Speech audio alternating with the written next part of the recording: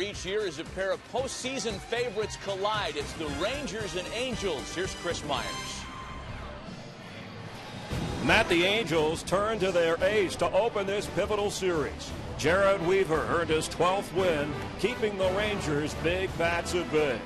Meanwhile, some explosive power. Home runs from Mark Trumbo and rookie Mike Trout helped power the Angels to a Friday night 6-1 win and move them a game closer to their rivals and the top spot in the heated American League West. It's Fox Saturday Baseball. The Texas Rangers visiting the Los Angeles Angels here on a warm summer day in Southern California. Sixth meeting between these two teams over the next 13 days, and you see the importance of this. The Angels trailing the Rangers by 5 games in the division. And over the last 5 years, those are the two teams, the Angels and Rangers, who have decided the American League West. And if you go back to 2010, no team has been in first place in its division more days than the Texas Rangers. But their quest, a third consecutive trip to the World Series. Hi, I'm Chris Myers, and we welcome in Mark Gubis, a former All-Star and World Series pitcher, to break down this game. And Ron Washington, manager of the Rangers, his team's sitting pretty, but he told us moments ago he has a team that's searching for offense. Yeah, Chris, a lot of managers would like to have that kind of problem. They're leading the American League in batting average, third in ERA. They're one of the best fielding teams. They have a deep bullpen. They can create so many opportunities to score. They're probably the most balanced team in the American League. And in a game featuring stars like Josh Hamilton and Albert Pujols, it's the rookie Mike Trout at age 20 getting all the buzz, and deservedly so. It reminds me a lot of Ricky Henderson, what he can do, the batting average, the power, the discipline at the plate, and the way he steals bases and gets a lot of fastballs for guys sitting behind. Torrey Hunter's really stepped up in that number 2 spot because he's getting more fastballs. Same thing with Pujols. He's a dynamic offensive player. Trout, one of the 2012 All-Stars you'll see on display today. It's become one of baseball's most spirited and meaningful rivalries. Rangers, Angels, slugging it out for the American League West straight ahead here on Fox.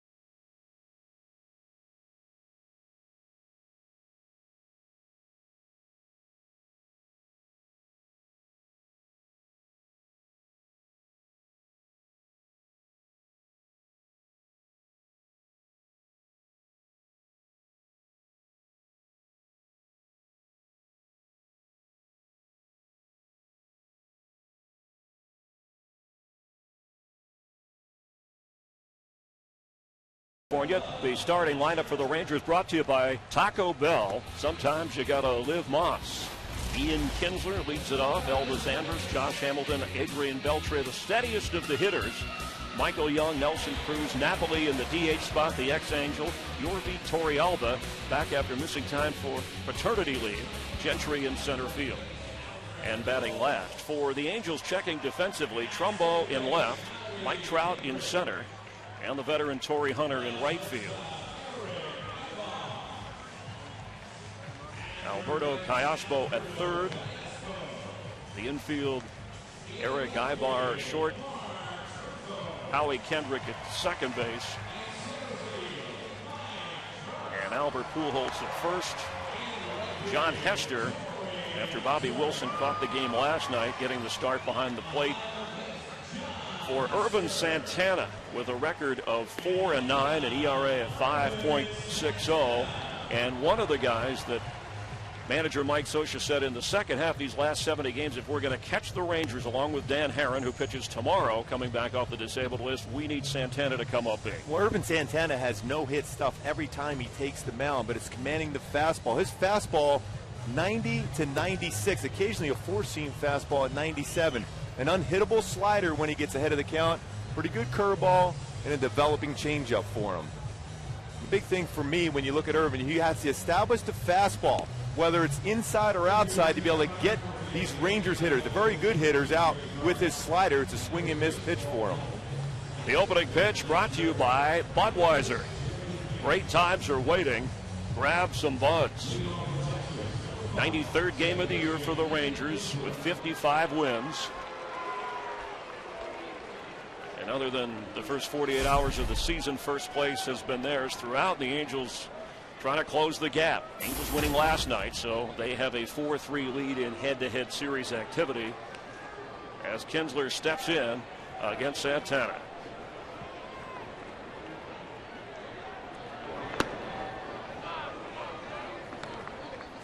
The Rangers averaging 5 runs a game. That's first in Major League Baseball, hitting .277 as a team. Swung on, missed.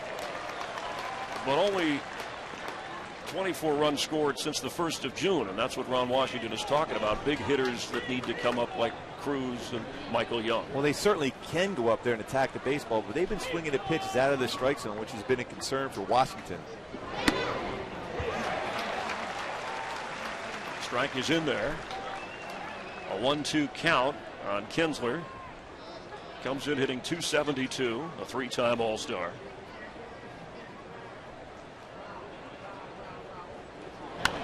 Fouled out of play. Boy, if you're Mike Scioscia and the Angels right now, you got to feel good about the velocity on the fastball here from Santana. Now he has Kinsler set up to be able to utilize his slider, but Kinsler's very good as far as going the other way, especially when he knows he's behind in the count here and it's a slider count. Now it's 2-2, and important obviously with this explosive Ranger offense to keep guys like Kinsler and Elvis Andrus off base.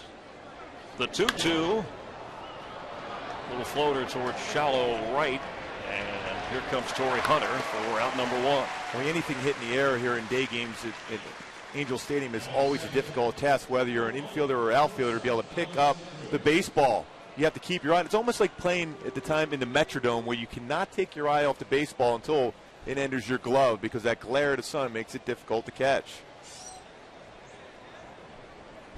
Angel outfielders, Sunday afternoon home games they play this time of day. The Rangers, of course, play a lot of their games at night because of the heat in Texas. Here is Elvis Andrus with 1 down. Homered last night. The only run they scored off Jared Weaver. That's high a ball.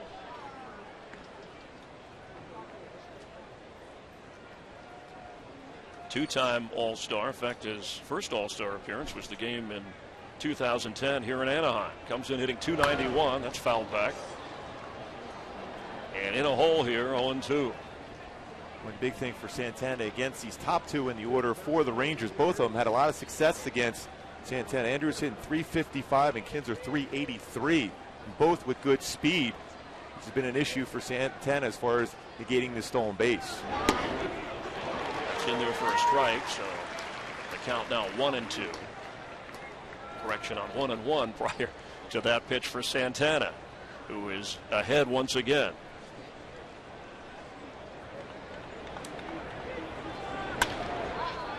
driven towards right field, but foul and out of play. Ahead in the count for Santana. Mike Butcher, the pitching coach for the Angels, has worked with Santana the last few times in between starts in his bullpen session as far as establishing his fastball, throwing that first pitch for a strike, because it opens up the entire plate for him if he does so.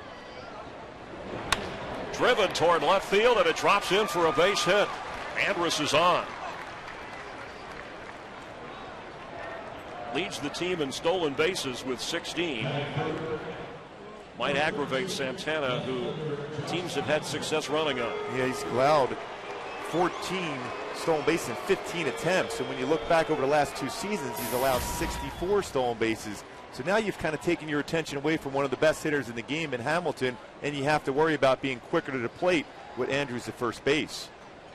So now Josh Hamilton steps to the plate with 1 on and 1 out. Runner goes. Ball is flipped and into left field, but the runner held up. Great play by Ibar, pretending as if the ball was going to be hitting the infield, and Andrews doing slide and head first.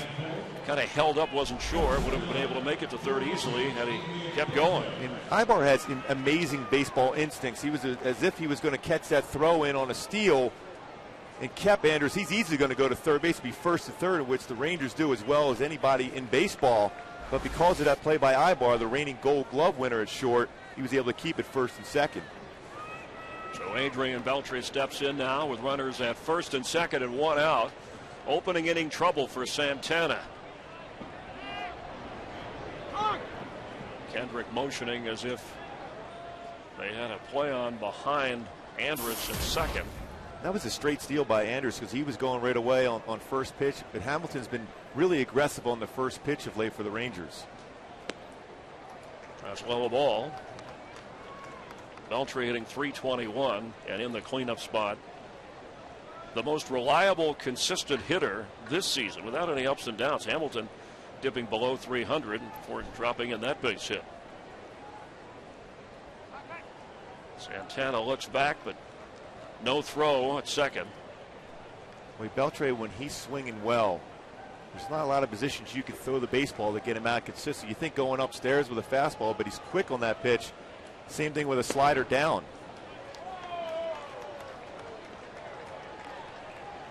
Now a 2-0 count on Beltre.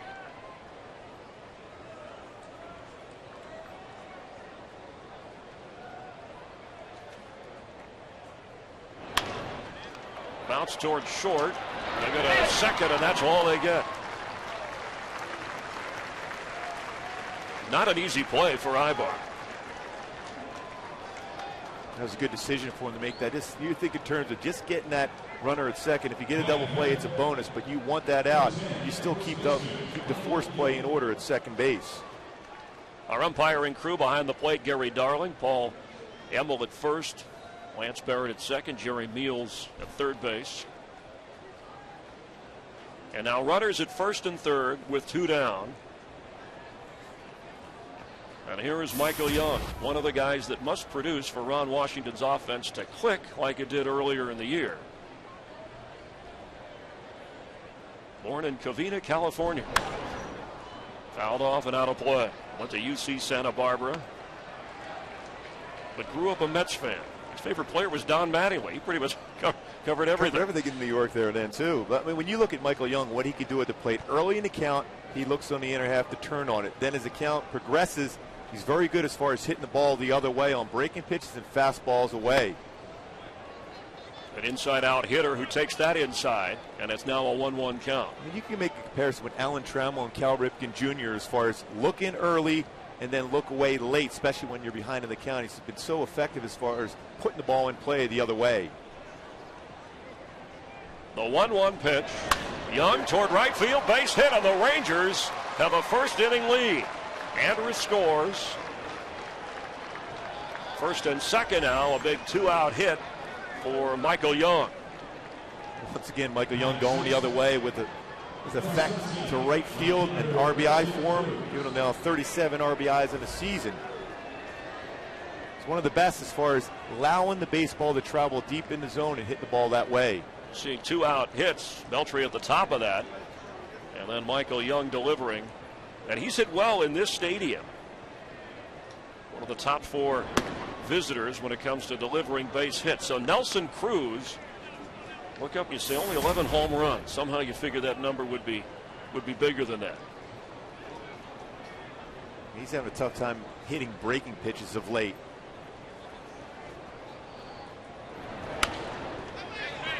Skied behind the plate. Looks like it's out of play, and it is.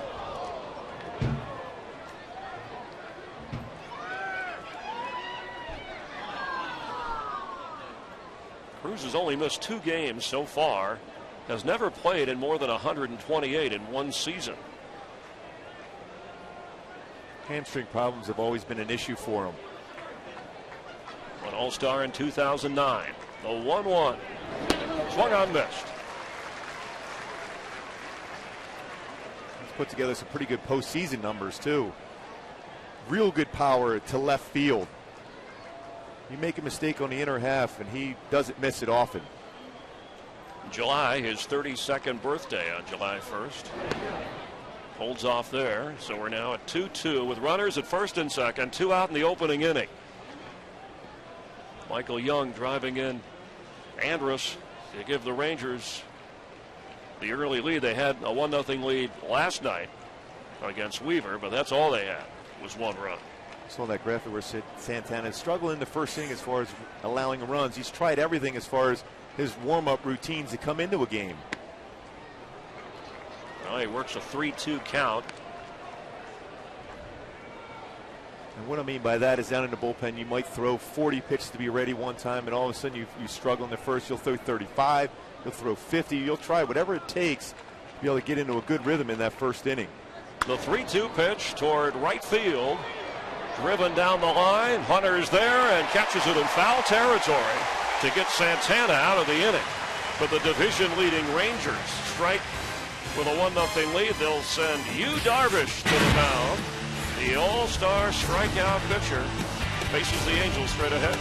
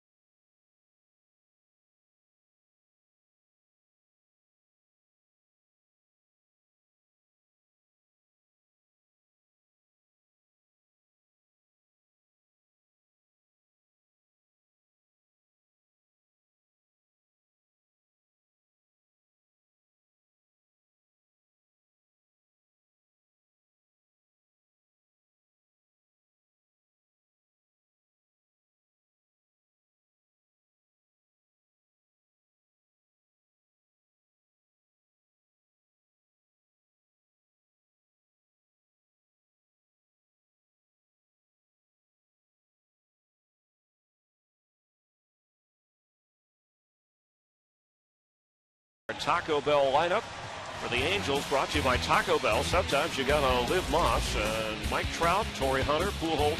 Mark Trumbo now the full-time cleanup hitter, had another home run last night. Morales the switch hitter in the DH spot.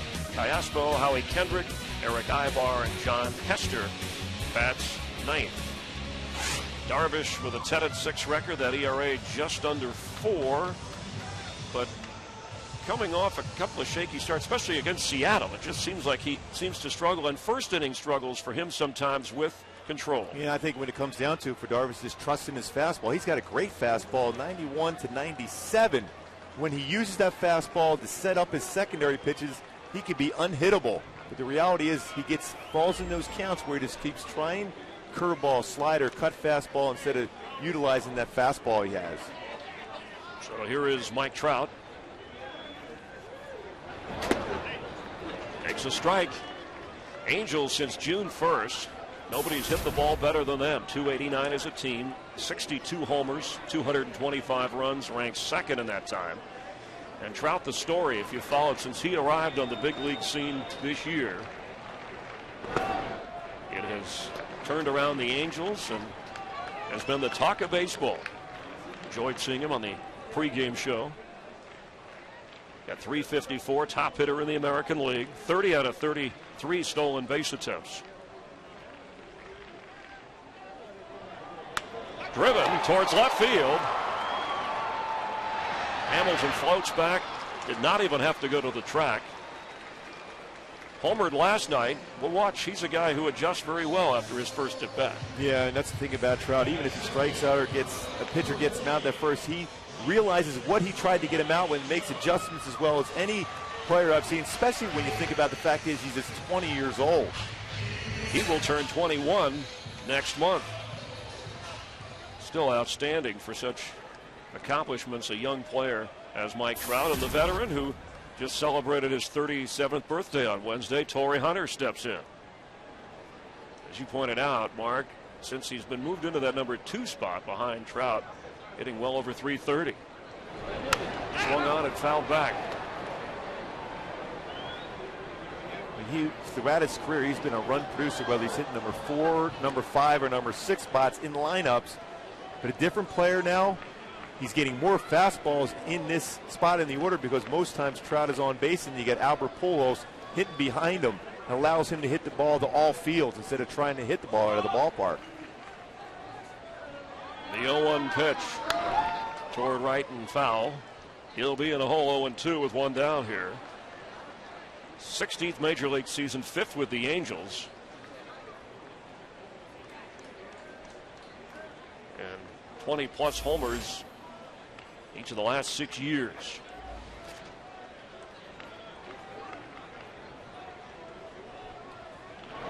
That's high. Albert Pujols, who had 3 hits, is on deck. Darvish has a slider, a cut fastball, curveball, changeup, and split finger fastball. And each one of them is a plus pitch for him. Struck him out. The fastest Ranger pitcher to reach 100 strikeouts. Darvish gets the K there. Here comes Albert Pujols. You by now are well aware of the slow start with this Angels team, 8 games below 500, and up until May 8th, Albert hitting below 200, but in the last 38 games, hitting .350, has driven in 27 runs.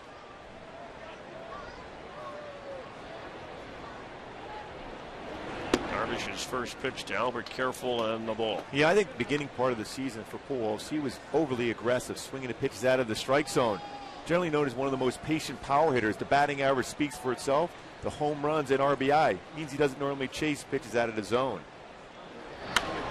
Fouled and out of play.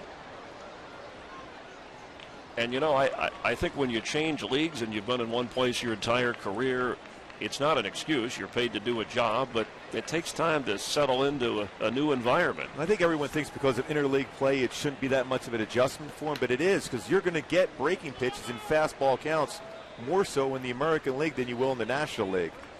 He has since settled in.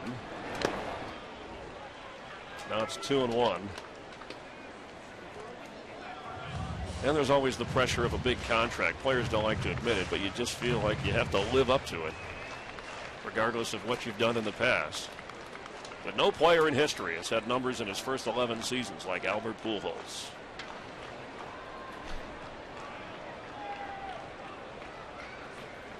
Two down.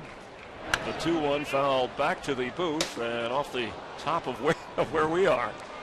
Thought Mark Gubicza was going to get his glove out. I'm a pitcher, not a fielder anymore. I'm trying to get out of the way. I've got hit with enough line drives over my lifetime. I was holding my that notes. Was coming up here. Yeah, I was going to count on you, like jump off the mound to grab that. Yeah, I was pulling the Matrix. I was just trying to get out of the way of that baseball. That's good to have a good view of Darvish and Pujols. Darvish went to the All-Star games, a rookie of Kansas City. Albert, his hometown in a sense. Oddly enough, didn't go. But the first half he had, a rare All-Star game missed appearance for Pujols. The 2-2. Towards short. Andrus and Elvis gets him at first. So 3 up and 3 down for Darvish. And after one, the Rangers lead the West and the Angels 1-0.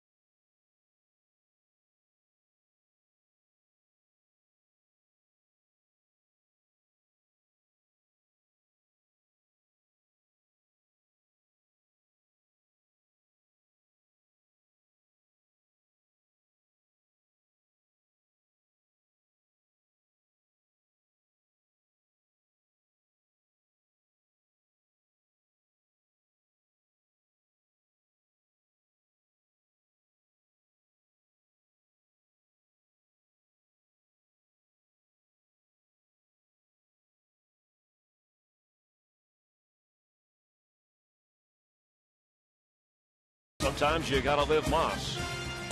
By the makers of One A Day Men's, the official multivitamin of Major League Baseball, and by Michelin, a better way forward. Mark Gubas and Chris Myers, glad you're with us. Saturday afternoon baseball on Fox. The American League West, the Rangers with a 5-game lead, and a lead in this as ex-Angel Mike Napoli swinging at the first pitch and driven up out and home run Napoli.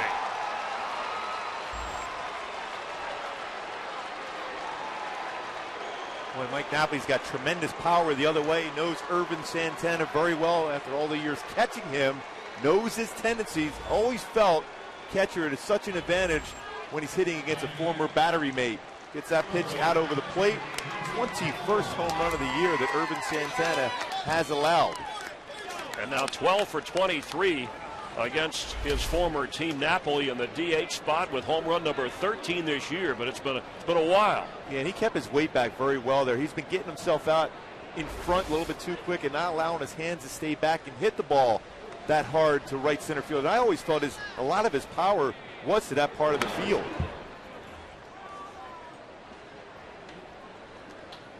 Yorvi Torrealba now at the plate. Napoli just tremendous numbers against his former teammates.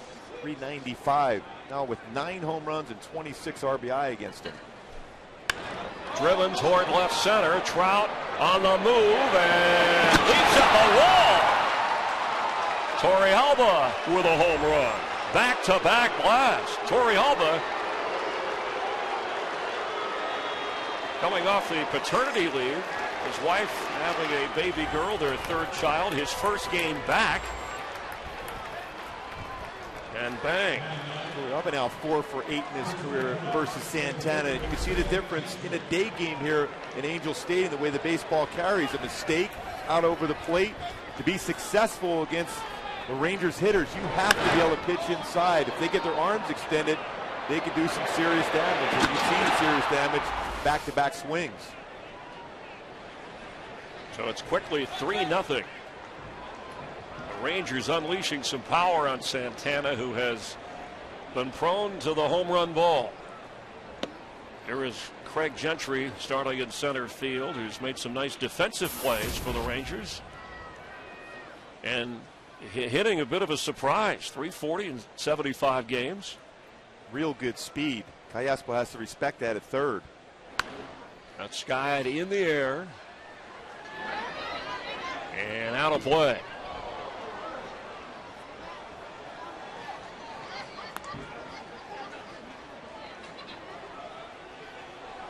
For Johan Santana, that was his name, Johan Ramon Santana, but he didn't want to be confused with Johan Santana of the Mets, then with the Twins, and in 2003 legally changed his name, said, I like Irvin, and he's since been known as Irvin Santana. Fouled off. Both Johan Santana and Irvin Santana, a rough 48 hours. Yeah, but both have no hitters throughout their career, which is pretty impressive when you think about it, especially Johan Santana with the Mets, the first ever thrown by a New York Met. Driven toward left, and it's going to roll. Headed toward second is Gentry with a stand-up double. Let's get a DirecTV game break. Here's Matt Vescursion. Hey, Chris, Chipper Jones' final lap around the league has been a pretty good one. Game one of a double dip between the Braves and Nationals. A home run, his 463rd career blast. Braves take the opener in shutout fashion. Nightcap coming up later tonight. If you call yourself a sports fan, you got to get DirecTV. Call 1-800-DirecTV. Back to Chris and Mark in Anaheim. Thanks, Matt. Some pitching discussion here, but how about Ben Sheets? Nearly out of the game for 2 years. And he's come back and won his first 2 starts for the Braves. Hasn't given up a run. Yeah, he's always been very effective. It's been able to stay off the disabled list. Really good fastball, but he's reinvented himself. Think in terms of sinking the fastball, pitching to contact, and allowing himself to stay in it deeper in the game and win some games for the Braves. Well, if you're Mike Scioscia, you don't like the way this is going after the quality start last time out for Santana. You got a runner at second with nobody out. Kinsler up at the plate. It's already 3-0 Rangers. Big innings has been an issue for Santana. It hasn't been able to figure out how to negate the damage. You got to slow the game down, take something off your fastball, sink your fastball, and get through an inning quicker. Shot towards third and pass. Here comes another run. Gentry will make it 4-0. And Kinsler with a double. That was after Mike Butcher, the pitching coach, went out to discuss things with Santana.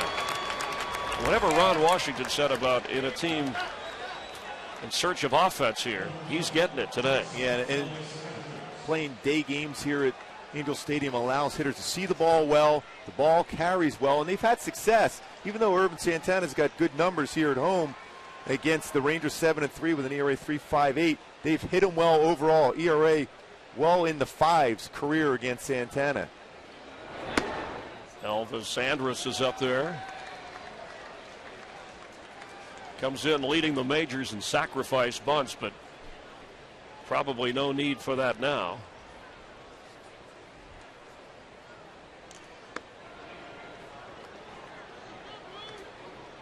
And that's Carpenter in the Angels bullpen. Jerome Williams is also relief if the Angels have to go in that direction. Yeah, Mike Scioscia certainly did not want that to be the case here early on for Santana. Chopped in front of the plate. Callaspo gets the out, but moving over to third and doing his job is Andrus. And our forward keys to the game. Talked about the Rangers getting back to the basics as far as hitting with runners in scoring positions, simplifying their approach, not trying to hit the ball necessarily out of the ballpark. Let it travel, hit all fields. been successful so far. The Angels, they have to get Darvish in fastball counts. They can't swing at that cut fastball, the split finger fastball out of zone. Look for fastballs, and that's when your chance to be able to get back in and hit that ball hard against them. Josh Hamilton with a big swing here. Runner at third and one out. Last 15 games, the Rangers have been hitting .200 with runners in scoring position. But they've busted it open early here with back-to-back homers. It's inside. Hamilton with a base hit his first time, but you can see how he has struggled.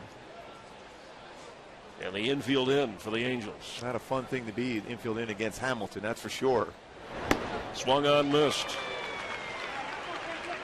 Well, he was guessing fastball there. Very aggressive early in the count, Hamilton is. He looks fastball early, then makes the adjustment as the sequences go along. That's high, so it'll be 2-2. There was some chatter about Hamilton not getting much rest because of all the all-star activities, but there were a number of other players who went through that. Sometimes the star players just have an off stretch. Ron Washington expects his players to own up to that and respond. As he says, grind it out. Even if you're tired, make some quality swings. Out in front of the plate is Hester, and so now Santana's gone full. 3-2 here. Got to be careful with Josh Hamilton. Adrian Beltre is on deck.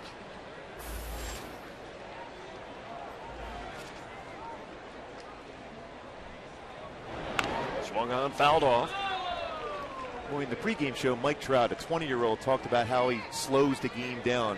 And that's been the issue for Urban Santana, slowing the game down. He at times cannot do so. He gets into the mindset of just overthrowing pitches. That's when the fastball straightens out and then goes to the middle of the plate. Towards short, looks back the runner, and Ibar gets the out. Good bit of pitching there from Urban Santana. And we want to welcome the men and women in uniform serving around the world, watching today's broadcast in 175 countries on AFN, the American Forces Network. Thanks for all that you do, and hope you're enjoying today's telecast. Angels and Rangers, after this series, will face each other 10 more times before the year's out, including the last week of the regular season.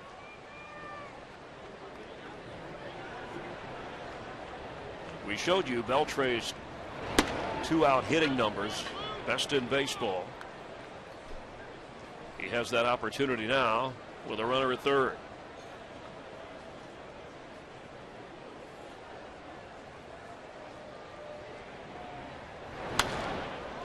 Fouled behind the plate and out of play.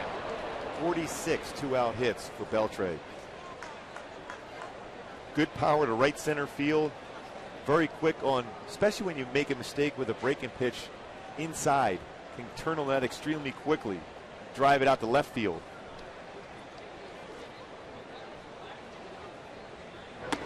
Inside, almost hit him.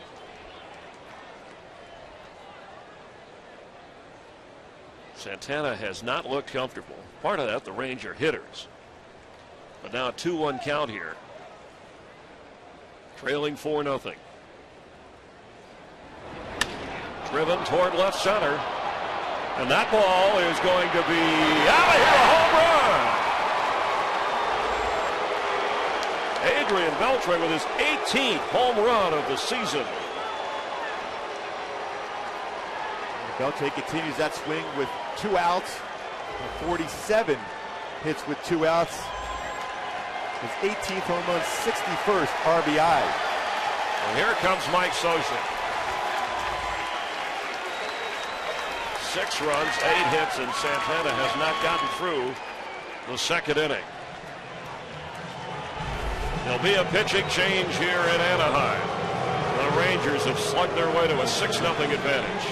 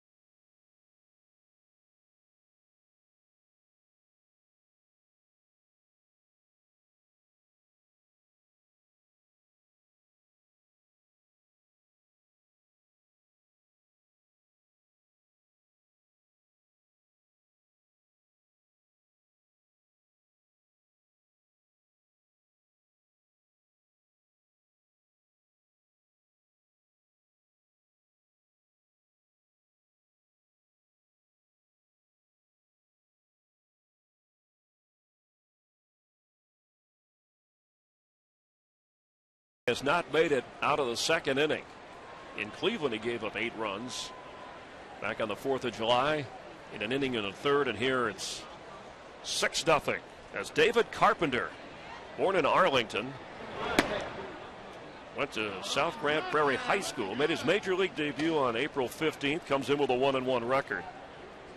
Working for the Angels, the 24-year-old from the Dallas-Fort Worth area. And facing Michael Young. 2-0. He relies on his 88 to 90 mile an hour fastball, sinks it well, gets a lot of ground balls, hits to contact guy, also has a frisbee type slider to get his swing and miss with. Driven by Michael Young towards center, but this one will stay. Trout eyeing it for out number 3. But Santana gets blasted. 3 home runs in the inning, and the Rangers with a 6-0 advantage.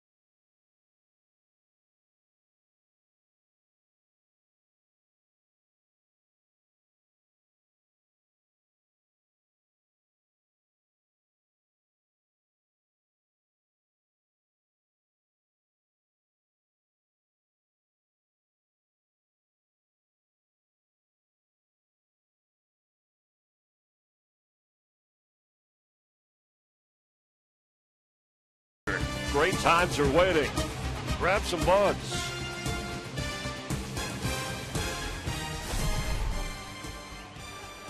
Darvish with a 6-0 advantage here in the bottom half of the second inning. Getting ready to face Mark Trumbo.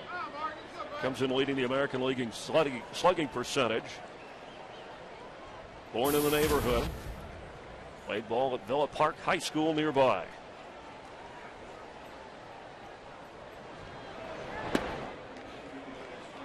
Was a pretty good pitcher back in his day in high school too. A pretty scary guy to have on the mound. That big and strong, throwing a fastball by you in high school. Selected in the 18th round of the 2004 draft. Has played first, third, outfield, DH. When you have power like that, you're going to find a place to put him in the lineup. Swung on and bounced towards third. Foul ball. If you're Yu Darvish and the Rangers right now, you want to put that 0 up, that shutdown inning as quick as possible. Now, the Angels, on the other hand, because you could see how the ball carries here during the day, if you can get a run or two right away, you feel part of this game. And all of a sudden, the doubt trickles in the mind of Darvish, who has struggled of late as far as commanding the strike zone. Coming off his worst start of the year at Seattle, gave up 7 earned runs, but Darvish has had issues with Seattle. Darvish will turn 26 years old next month. He's become a fascinating rookie. Followers across the country, around the globe.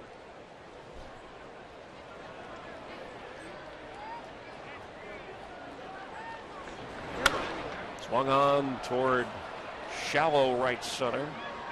Called for by Cruz and has it for out number 1. Make sure to follow us on Twitter and Facebook for an interactive all-access pass to Major League Baseball on Fox this season. Get a behind-the-scenes look at the broadcast as well as up-to-date news from around the league. So follow us on Twitter at MLB on Fox and on Facebook at www.facebook.com/Fox Sports. And wow, look at Nick Swisher. Twitter. You knew he had to be at the top of that. Followers with his engaging personality. Yes, no question. Darvish, of course, pitched over in Japan. His mother is Japanese. His father is Iranian. He stands 6'5". He's got real good mechanics, too, on the mound. And one thing you'll notice, he's pitching out of the stretch position. He's more comfortable. When he first came over to the States, pitching from the full windup wasn't consistent. Starts off in the stretch position here with no one on, which is unusual. 2-0 count now. And Darvish, because of the fact he starts from the stretch, he gets good balance, stays over the pitching rubber very well, and has great downward action with his pitches, getting over the front leg very effectively. Henrys Morales takes ball 3. And Ron Washington said about Darvish, look, should be used to the mound here, the ball here, as opposed to over in Japan where some things are a little bit different. And now the hitters, he's seen people, he should be comfortable and be ready to go here in the second half. And in there for a strike. Washington has allowed him to get that extra day if there's an off day to be able to try to keep him strong throughout the season, because it is very difficult to pitch or play in Arlington. It's extremely hot down there. There's a stretch after late July where the Rangers will play 43 games in 45 days. Swung on, missed. It's a 3-2 count now. Angels need base runners to try and get back in it. That's one thing Mike Scioscia wants, a little bit more discipline out of Morales. Chases a lot of those pitches down in, whether it's a curveball or even a fastball there. You need base runners. No need to expand the strike zone there. You have to get on base. The 3-2. He held up. So that's now 58 walks. Third most. Oh, it's a called strike 3. Correction, please. Morales and I thought it was ball 4. Well, again, chasing something out of the strike zone. The pitch wasn't real close to the inside part of the plate yet. Made a pass. It didn't look like from that angle at all that he broke the plane of the plate. And being a pitcher, I didn't mind it when they would bring up a batter, but that was one that Mike Scioscia was not real happy with Jerry Meals at third base. So now 2 down. Darvish, who with his 57 walks is the third most in the American League, avoids one there. Callaspo with 2 down.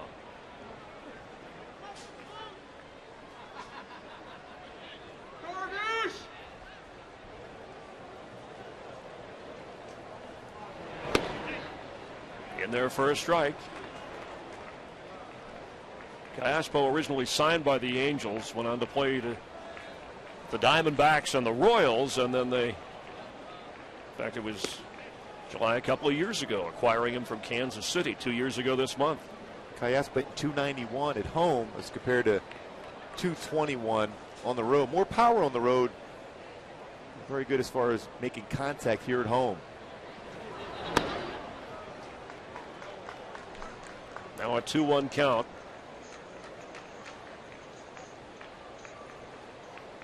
.24 pitches for Darvish, 14 of them strikes.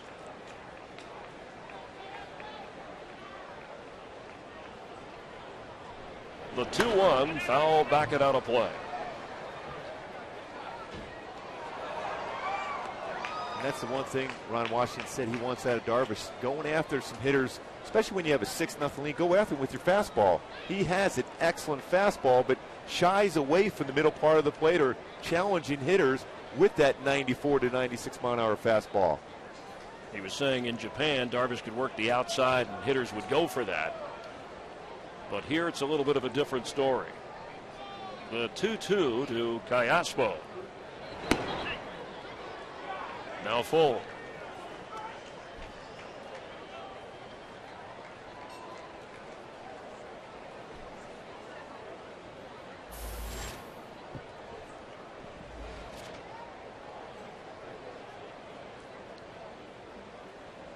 Angels have yet to have a base runner here. 2 down in the bottom of the second.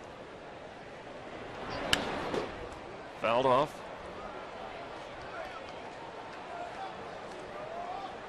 And Washington wants Torrealba to stay in the middle part of the plate and trust movement, whether it's one of his secondary pitches or his fastball, because he firmly believes that that fastball will not stay true down the middle of the plate anyhow.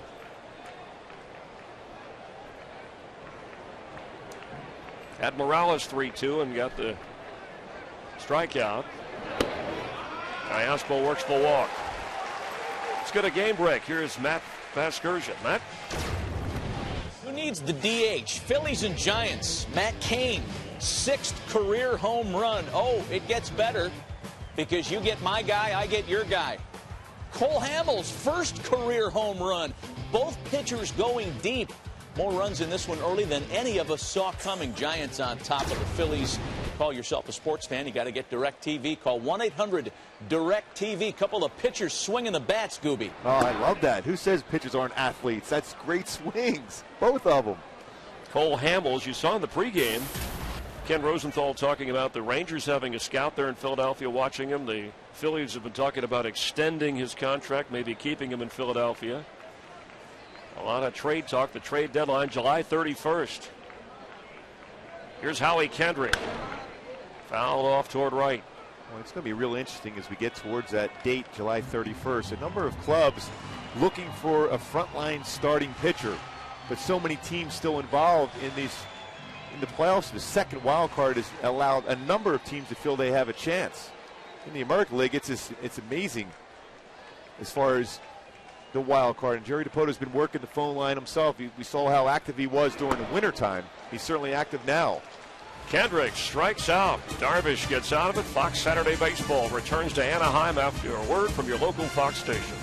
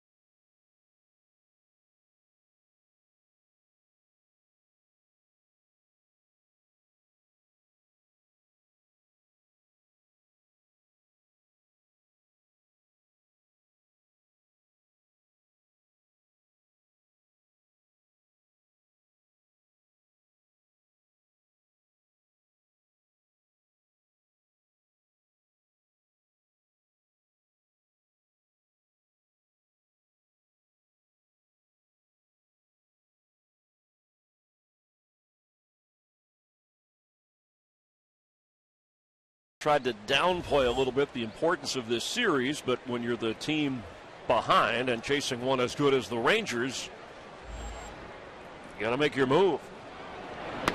Nelson Cruz up here to face David Carpenter in relief of Santana. By the way, the last time the Angels gave up 3 home runs in a single inning was in 2011 against Texas. Beltran and Napoli were involved, and so was this guy, Nelson Cruz. And one thing, the reason why Mike Scioscia, he's trying to downplay this series is because the fact is the Rangers are starting to get healthy starting to get the pieces of that starting rotation back. Derek Holland, who threw last night's back in there. So the Rangers are very deep. Their bullpen's outstanding. So Mike Scioscia wants to keep the focus on one game at a time mentality against this Ranger club. 2-1 on Cruz. For a while there, half that starting rotation of the Rangers, maybe even 3/5 when you talk about Neftali Feliz being out, expected to be a starter. They hope that he'll be returning soon.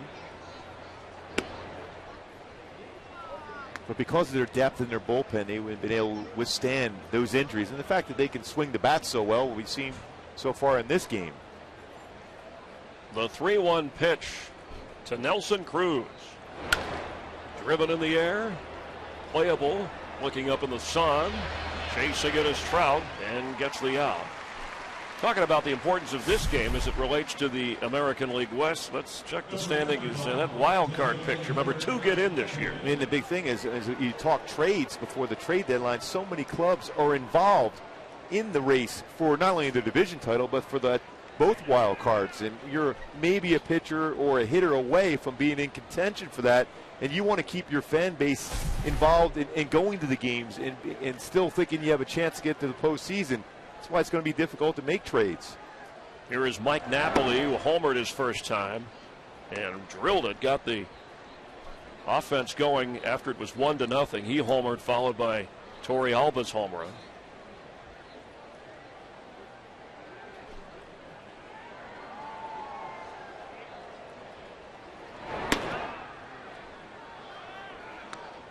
His 10 runs batted in the World Series. Among the all-time best. Bobby Richardson of the Yanks with 12 runs batted in, holding that mark. He's probably the MVP of the World Series last year if they were able to hold on and win that championship. And this is the reason why Mike Napoli is so effective. He has a short, compact swing, but he has great power the other way. And he can get fastballs or breaking pitches that are elevated as well as any right-handed batter to hit the other way. He hasn't been consistent this year because of he has that little leg kick in the front. When he gets too far out in front, he isn't able to keep his hands back long enough to make contact. And now a 3-1 count. Napoli had to handle catching duty when Torey Alba was on the paternity leave.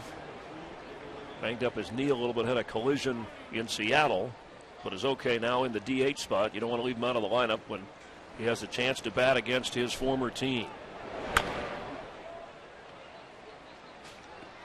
Now it'll be a 3-2 count to Mike Napoli with David Carpenter in relief of Irvin Santana.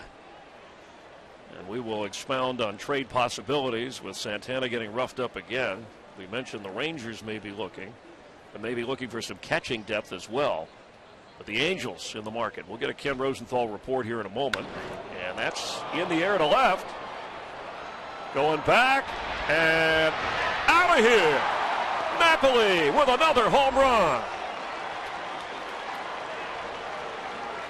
Boy, his 10th career home run versus the Angels for Mike Napoli. Power to right center, power to left center. And he's so quick on pitches that are elevated. Most times batters will pop that up.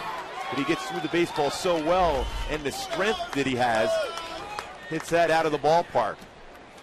I mean, that's around letter high, but that balance he has, and today in this game, yesterday 3 base hits, getting the swing back, but certainly today the power stroke back for Mike Napoli and Ron Washington. That's what he wanted to see, the power stroke back from Napoli, the importance for that balance in their lineup. And now Yorvi Torrealba, his first game back after we said that, before he went on paternity leave, he was 1 for 18. He steps up here and homers. Meanwhile, for Napoli, 2 for 2 with 2 homers. First 2-homer game since April 17th. We'll be watching Napoli throughout the game because Ranger fans remember Josh Hamilton's 4-homer game against Baltimore earlier this year. And plenty of game left for Mike Napoli and the Rangers, and we talked about how the baseball carries here so well. It's a really warm day here in Anaheim. Driven toward left and drops in for a base hit, so Torrealba is 2 for 2. For Napoli, 9th career multi-homer game, his second of this season. And Torrealba and Napoli the lower part of the order delivering for Ron Washington. What did Ron say before the game? He's concerned about the offense? Well, you're saying the ball's carrying well. It's carrying well for one team right now. Seems to be the case. 7-0 Texas. And here's Gentry with a runner at first.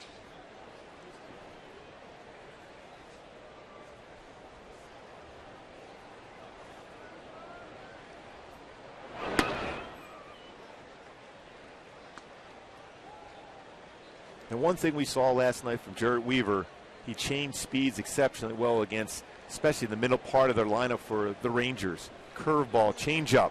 Today, the ineffectiveness as far as change in speeds, and the Rangers do not miss hard stuff, whether it's fastballs or sliders. Swung on foul. The bottom three in the order for Texas, as Jarrett Weaver picked up his 12th win last night, going 7 innings. Bottom three hitters for Texas, 5 for 5 in this game, with 3 homers, 4 runs scored. And here's Gentry with a chance to add to that. A lot of balance, as deep as any lineup there is in baseball. That's why when Ron Washington talks about the offense evaporating or disappearing for a while with these guys out there, you wonder how it happens, because if you keep Hamilton off, then you got to worry about Beltre, and then the bottom of the order, a guy like Napoli. I still think they do have troubles with slow off-speed pitch. They have troubles with left-handed pitching that can spot the changeup and throw slow curveballs against them. The 2-1 pitch toward right. Hunter is there. And let's check in with Ken Rosenthal. Chris, Mark, the Angels are monitoring every available starting pitcher. They had a scout watch James Shields last night, and they're a potential fit for Zach Greinke. Torrey Hunter's willingness to return at a discount next season could make the Angels more likely to trade Peter Borges. On the other hand, the team could keep both Hunter and Borges, in which case Kendrys Morales could be the odd man out. You'd have Hunter and Vernon Wells as the 4th and 5th outfielders, and also splitting the DH role next year. Well, when you look at this Angel club, and they're built right now, when you sign Albert Pujols and C.J. Wilson and spend that type of money during the off-season, you're thinking World Championship.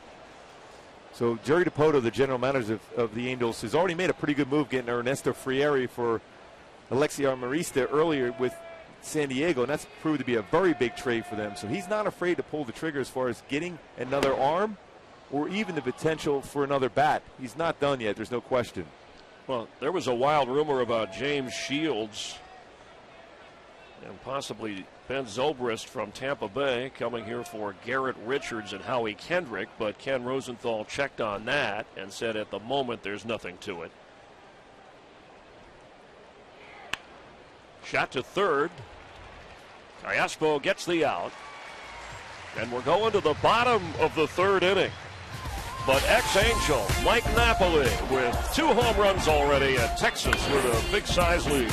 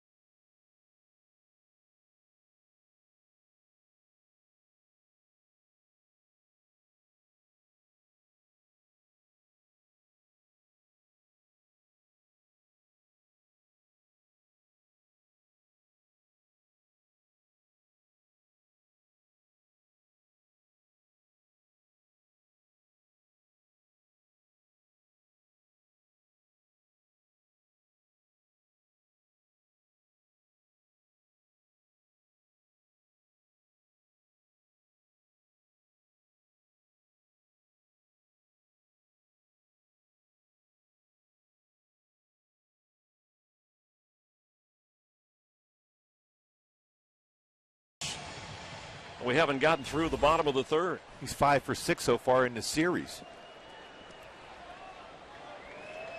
We certainly want to extend our congratulations to our own Tim McCarver on being recognized for his excellence in broadcasting.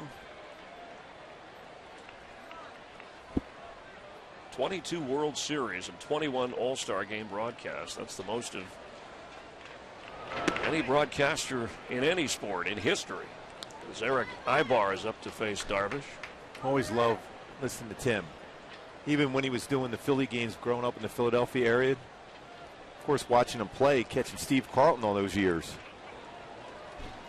He's a terrific player and broadcaster. And continuing to broadcast. You can always tell he loved the game of baseball. It was so much a part of his life, whether he was in it or calling it. Darvish, 3 strikeouts and 1 walk so far.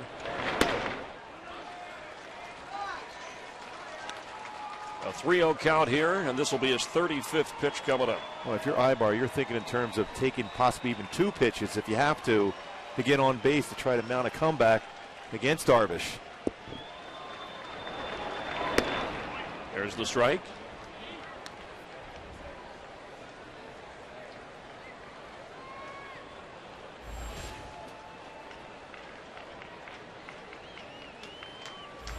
Leading off the bottom of the third.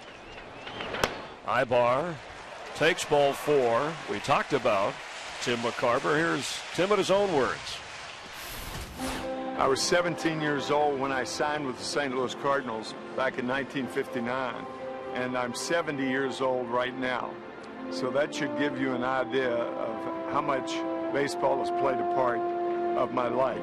I mean, you have no idea that you're ever going to even be mentioned in the same breath as Vin Scully or Ernie Harwell. I can't tell you how special it is.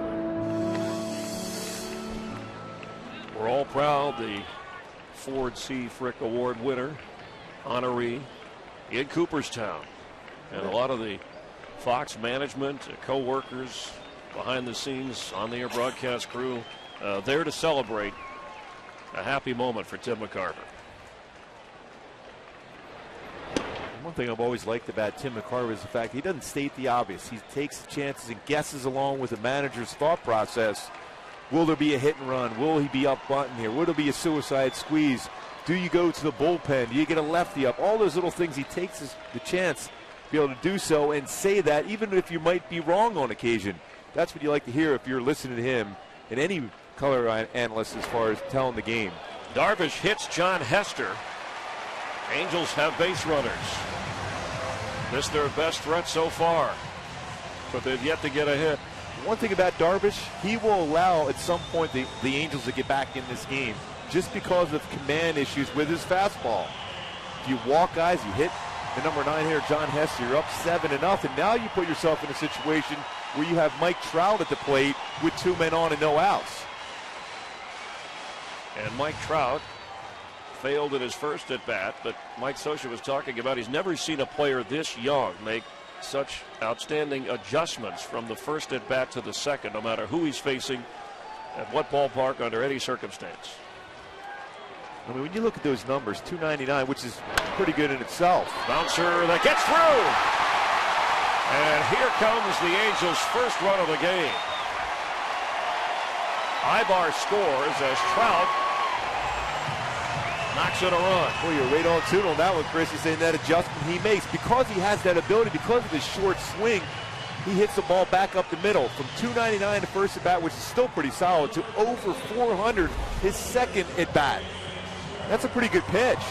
A lot of guys will roll over, hit that ball weakly to short or third, but right back up the middle approach because of that compact swing he has. Successfully gets it by just by the glove of Andrews. Its shortstop gets another RBI, giving him RBI number 47. Elvis Andrus giving it a go, but couldn't come up with it. So Torrey Hunter up there takes a strike. So Mike Trout is on. He has scored a run in 12 straight games, and that's within one of the Angels' all-time record held by Jim Edmonds back in the mid-90s. And normally a threat to run, but Hester's at second Yeah, base. you got the catcher at second, so it's more difficult to be able to score. He's looking for a big fly from Hunter or Pujols or even Trumbo to be able to do it the easy way as far as scoring a run. Angels are finally on the board, trailing 7-1. 2 on and nobody out, but Torrey Hunter at an 0-2 hole.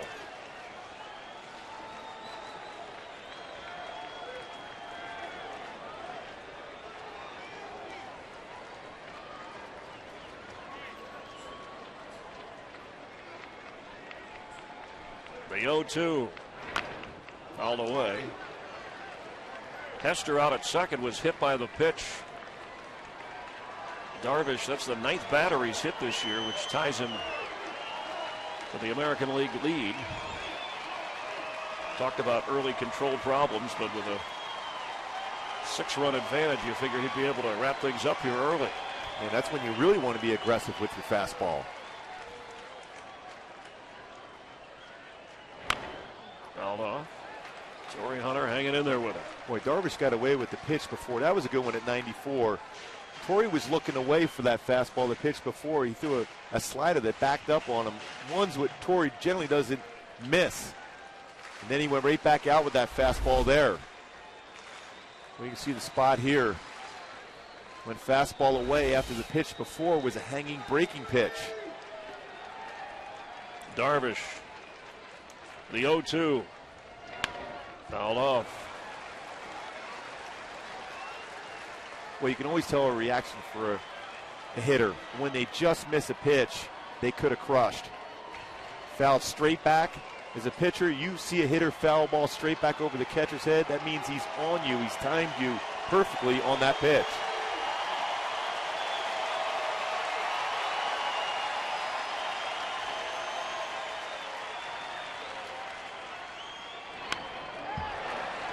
There was an 11-pitch at bat last night, and Trumbo clubbed a home run. Yeah, Derek Holland threw some pretty good pitches inside, and Trumbo kept fouling off some tough ones. Took a couple hard-cut fastballs, and then finally got a pitch where he could get his arms extended and hit a rocket out to left center field for his 27th home run. 7th pitch here to Torrey Hunter from Darvish, who has an 0-2 count. And he struck him out. Let's get a game break. Here's Matt Vasgersian at the MLB Network studios. Chris, from the AL West leaders to the AL Central frontrunners, Tigers have won 11 of 13. They've taken the lead this afternoon. Hey, it was 1 year ago today. Detroit took over first place in the division and didn't look back. A win over the White Sox this afternoon gives the Tigers a half-game lead atop the pack. Back to you guys in Anaheim. Thanks, Matt. So the Tigers putting on a good second-half surge. What a surprise the White Sox have been with Robin Ventura managing. Everyone expected the Tigers to win that division by 15 or 20 games, but the White Sox have played very, very good baseball. Adam Dunn back swinging the ball, swinging the bat and crushing the baseball. Chris Sale on the mound has been outstanding for him. So a chance for Albert Pujols after Darvish gets his 4th strikeout of the game. 2 on and 1 out. And that's in there for a strike. Coming off that rough road trip where the Angels lost the series in New York and then 3 out of 4 in Detroit. He fouled a ball off his foot, but no nagging signs of that here for Pujols. Driven toward third. Beltre, double play. He hit it hard, but excellent defense by the Gold Glover on the corner. And Darvish and the Rangers are out of it and have a 7-1 lead after 3.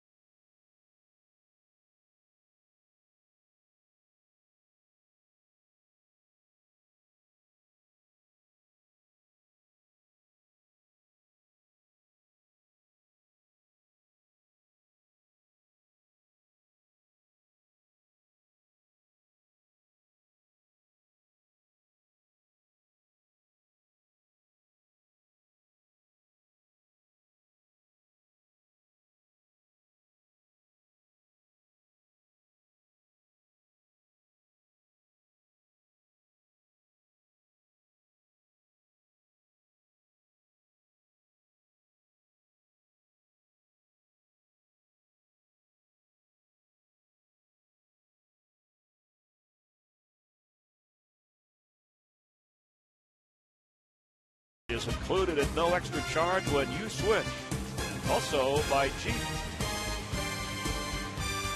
Albert Pujols with an opportunity to deliver in the clutch to help the Angels get back in the game, and lines out hard into a double play.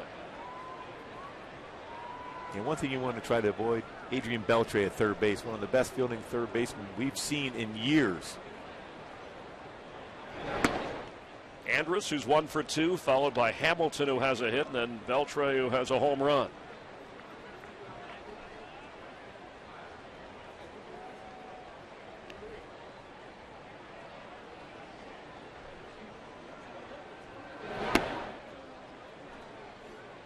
A 2-0 count.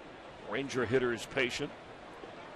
Yeah, there's never any let up on this Ranger lineup when they get a significant lead. They definitely are a team that thinks in terms of adding on.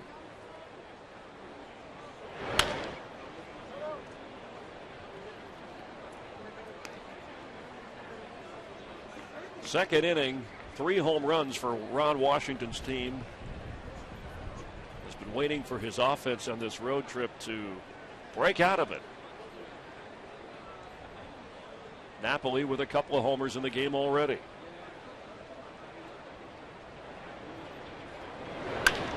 Towards short.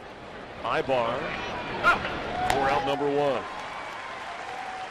I think the reason why I said the fact is this Ranger club doesn't slow down as far as once they get a lead. Ron Washington expects his players to play hard every single at bat, every single play in the field, and every pitch you throw on the mound.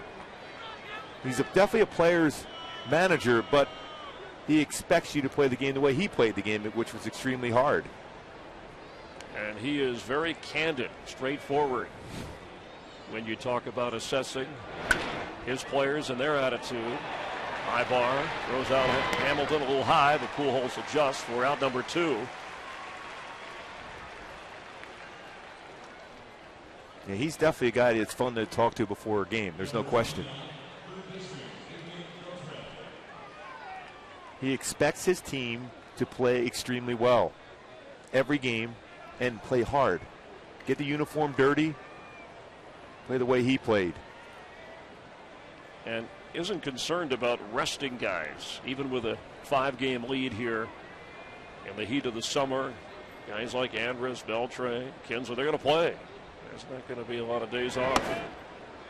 As Beltre smacked his 18th home run. Josh Hamilton working on a movie about his life with Casey Affleck, consulting, something that came about this year. Definitely an amazing story when you think where he was and where he is now. In the air towards center and into the sun. Trout will squeeze it for out number 3. And an easy inning for Angel pitching as they bat trailing 7-1.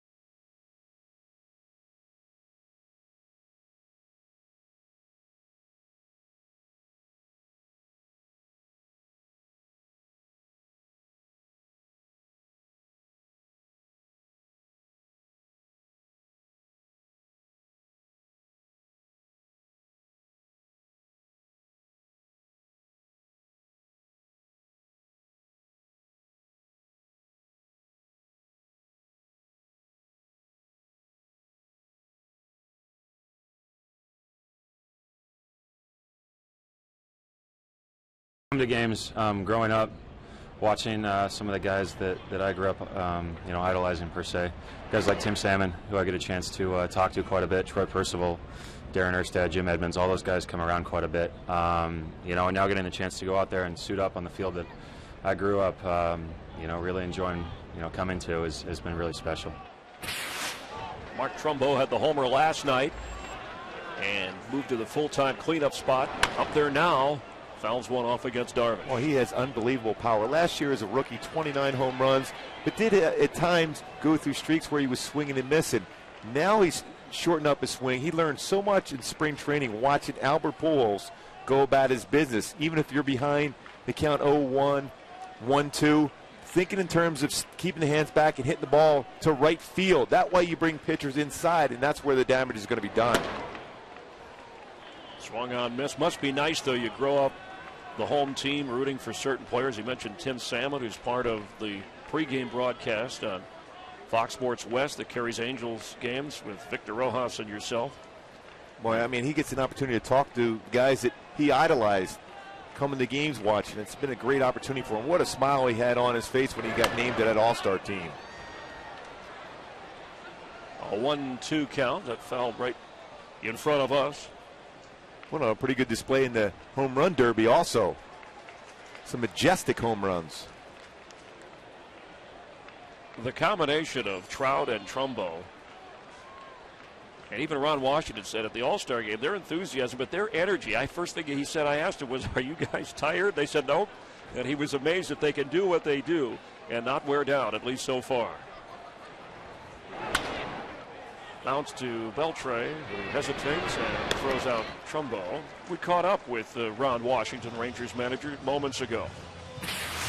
Ron, when we spoke to you before the game, you were talking about your offense. You're a team in search of offense. Well, you certainly got it today, especially Mike Napoli.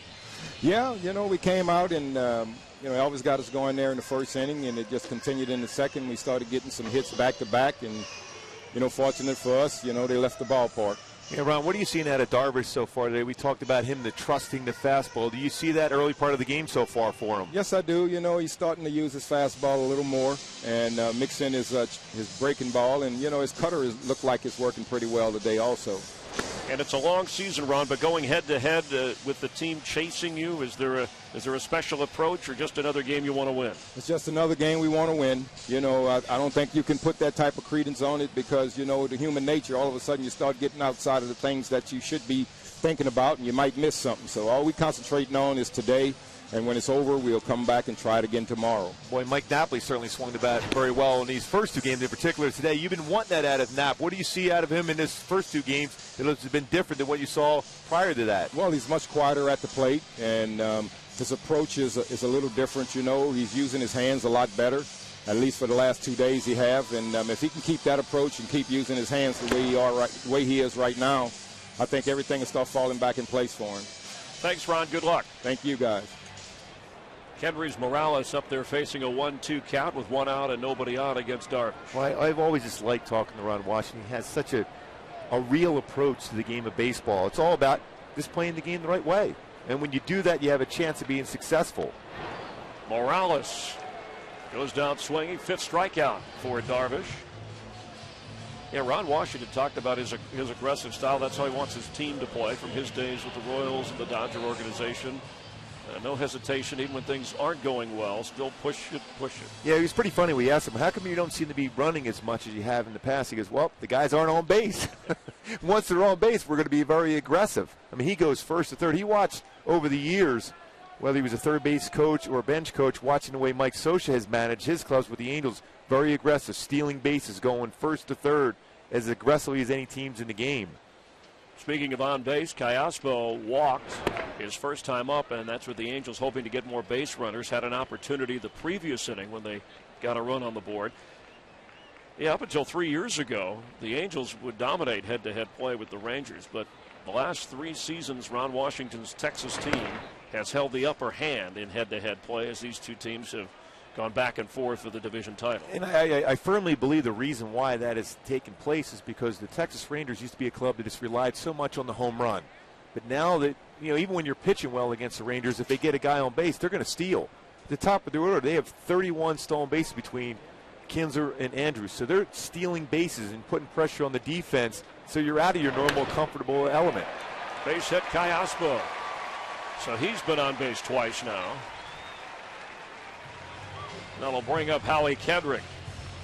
The Angels, in case you're wondering, this year, their best comeback, they trailed the Dodgers 5-0 back on June 22nd. The Angels came back to win that game, 8-5. Back in 2009, they trailed Seattle by 7 runs and rallied to win that game. Mike Scioscia's team winning 9-8, so they trail 7-0, now 7-1 with a man on and 2 down. Well, one thing about Scioscia, he demands everyone to go up there with their approach at the plate, so you will have a chance to get back in the game if the pitcher makes mistakes against you.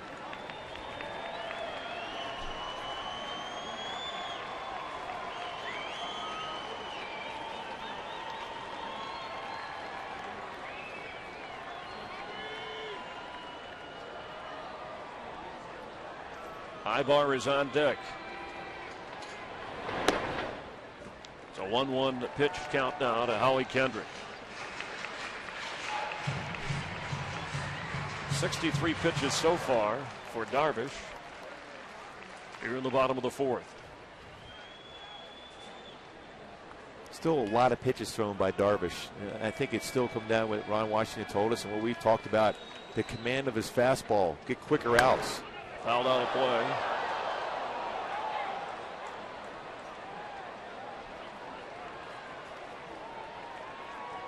Matt Harrison goes Sunday for the Rangers. He's been a pleasant surprise and steady with 12 wins.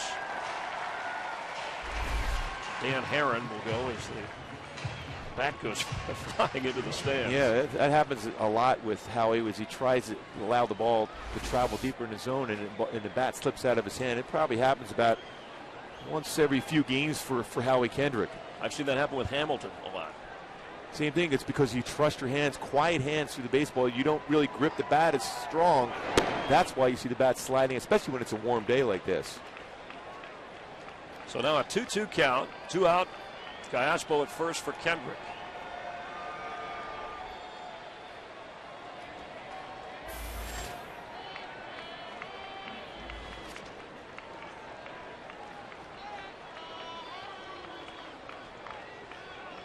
Darvish.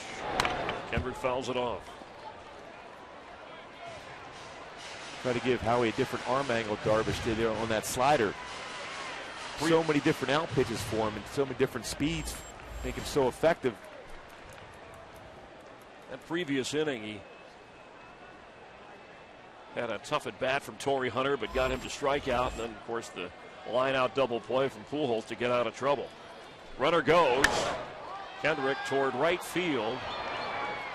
Cruz has it, and that will end the inning. So we've gone through 4, and the Rangers have a 7-1 lead over the Angels.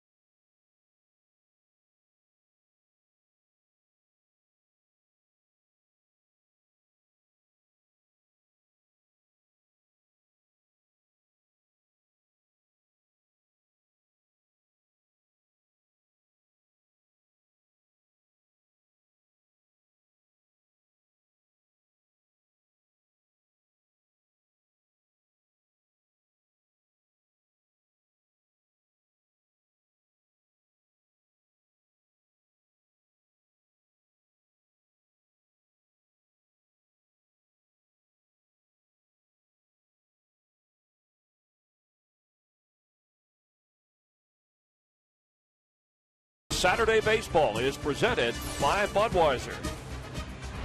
We're glad you're watching here at Angels Stadium. This is a Larry Lancaster production directed by Mitch Riggin, along with Mark Gubicza, Chris Myers, and the Rangers exploding with 4 home runs in the game. And Michael Young skies to Trout in center for out number 1. A 5-run second inning. They knocked out Irvin Santana as they bat here in the 5th and try and widen their lead in the American League West. David Carpenter on in relief. And Carpenter's done a pretty good job so far. When he stays down in the strike zone, he can get some quick outs. And anytime you can get Michael Young out early in the count, you feel pretty good about that because he's such a professional hitter. Nelson Cruz steps up now, hitting in the 6th spot. Ron Washington had used him in the 5 spot in the batting order, but he said no more of that. We got our guys in place. Nelson Ramon Martinez Cruz Jr. His father actually played some baseball and basketball in the Dominican Republic.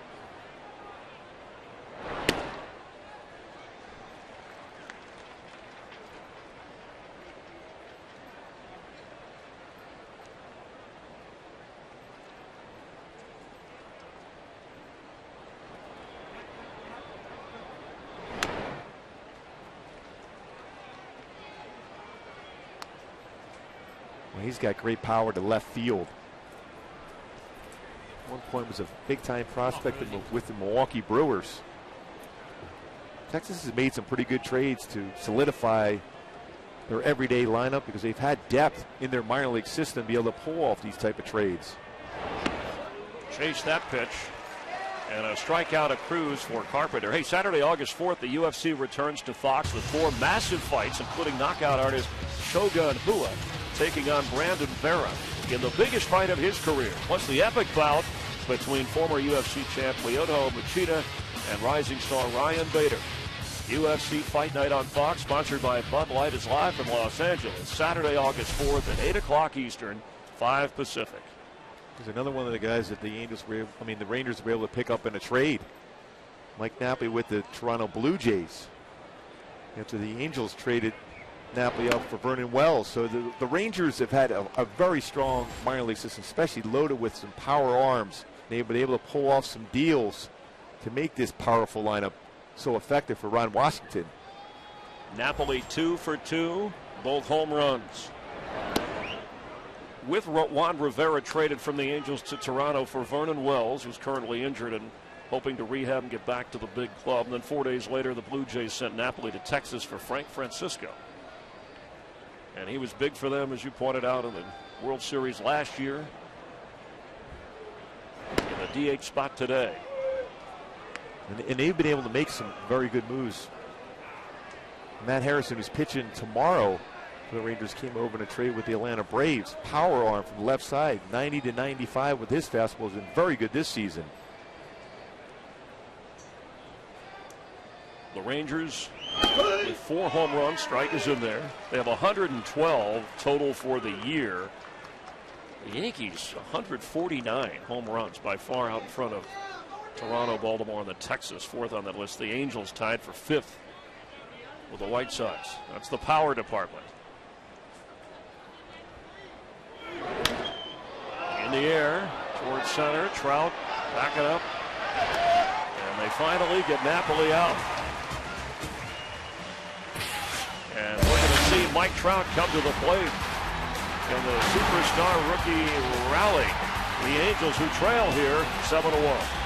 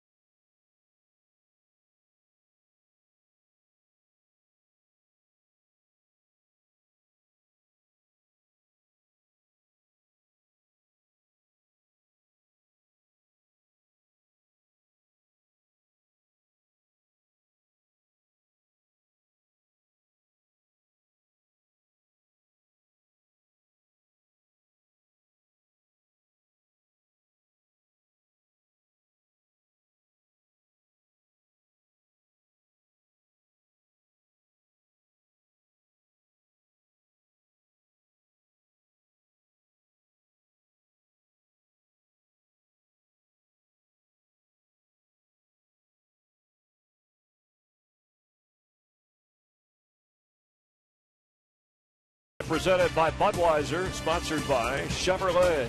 Chevrolet has that feeling back. Feel it too with Chevy confidence. But no day at the beach for the Angel hitters against Darvish. Only 2 hits. Eric Ivar steps up there. Walked his last time, scored the only run of the game for the Angels. The one thing with Darvish, though, with no complete games this year, average a little over 6 innings per start, that at some point, if they can mount some pressure on him here for the Angels going against Darvish and make him throw some strikes, they can get themselves back in the game. Bouncer to first. Handled easily by Young, and there's one away. Darvish has allowed 10 home runs in 112 innings this year. His last 2 years in Japan, in over 430 innings, he only allowed 10 home runs. Part of that the adjustment, but part of that the kind of hitters.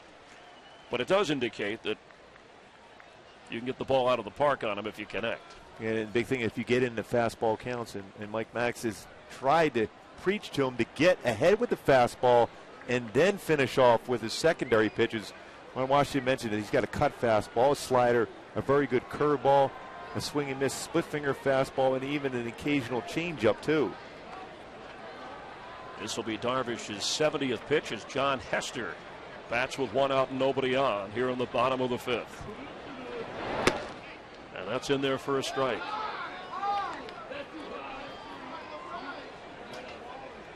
Hester from Atlanta, Georgia, started the season at AAA and then was released by Baltimore, previously with the Diamondbacks. Now he shares time with Bobby Wilson at the moment, but Chris Iannetta, as Mike Scioscia indicated, would be the primary catcher once he's healthy and back. Yeah, he's off right now on a rehab assignment, trying to get his arm strength back.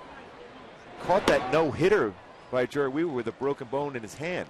And then on the rehab process, hurt his forearm. So it's been a long, tedious rehab for him to get back in there. Mike Scioscia knows the importance of having Chris Iannetta, one of those trades that Jerry DiPoto pulled off during the offseason to fortify that catching position.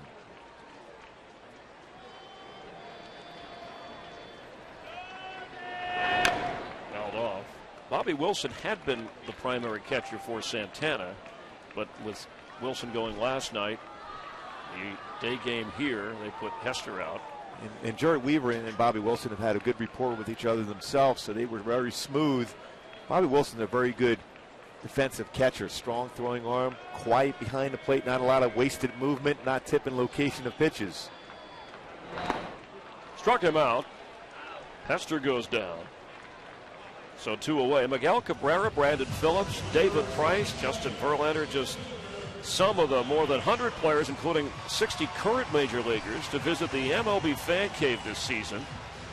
The Fan Cave has also hosted over 24 concerts and celebrity guests, including Charlie Sheen, Adam Lambert, The Fray.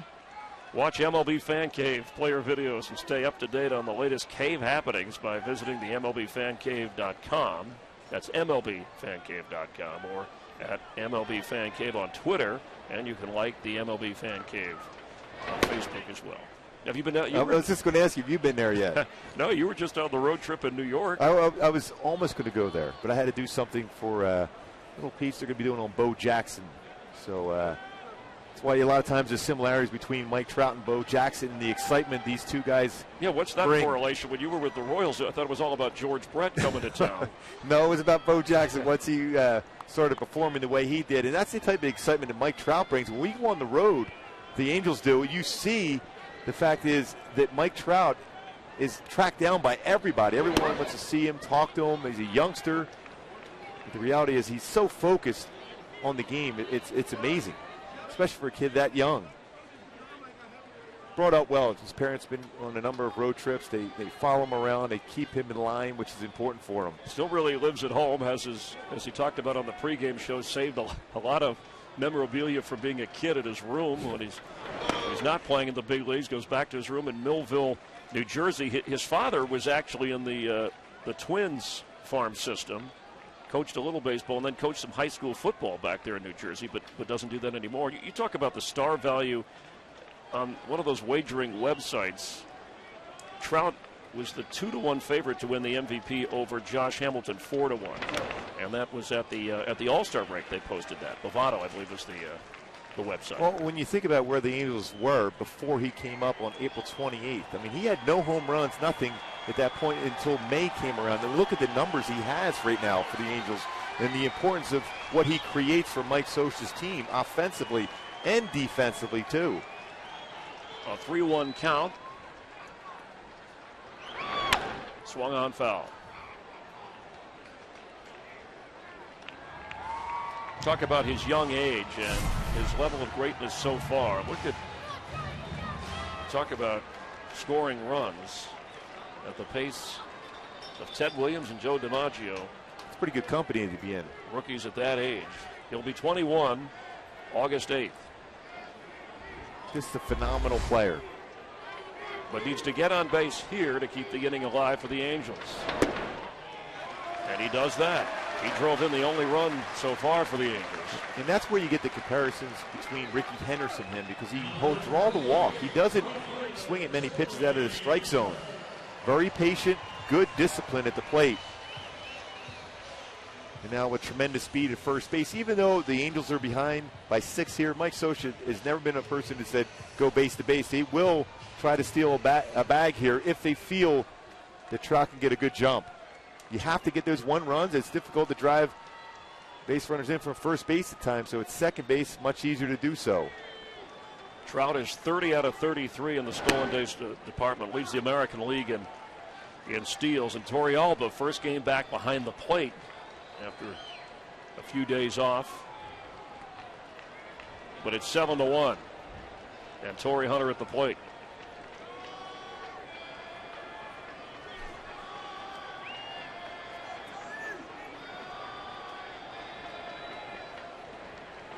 He's going, and there will be no throw.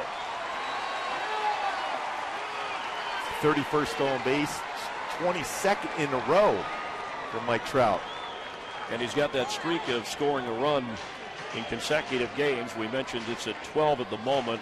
One more would equal the Angels' all-time record. Very good jump, Torrealba. Don't even think about trying to throw. And Darvish has allowed some stolen bases, 13 stolen bases in 14 attempts against Darvish this year. So Torrey Hunter, who last time up had a chance with men on, got into a hole and then in a lengthy at bat struck out. Here it's a 1-1 count. Base hit. Here comes Trout. And Mike Trout has scored a run now in 13 consecutive games, equaling Jim Edmonds' Angels all-time record.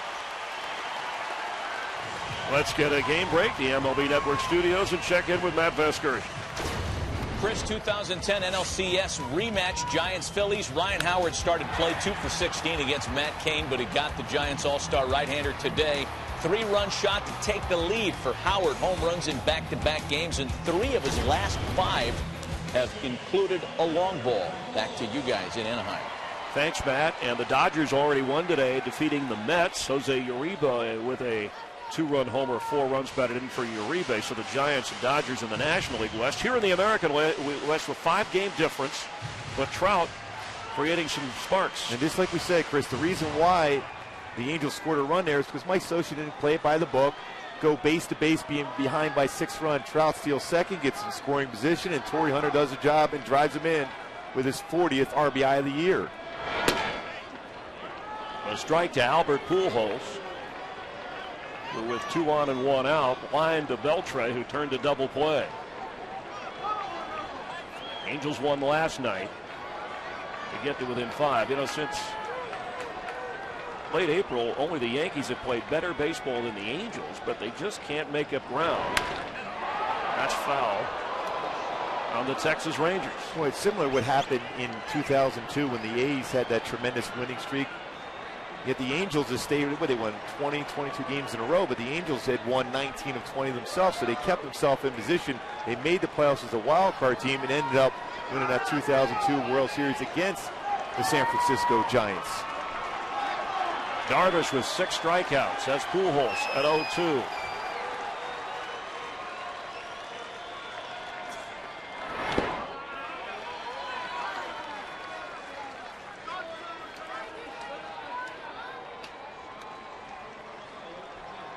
Trout scoring for the 13th consecutive game. That ties the American League all-time rookie mark, set back in 1935 and then equaled in 1950.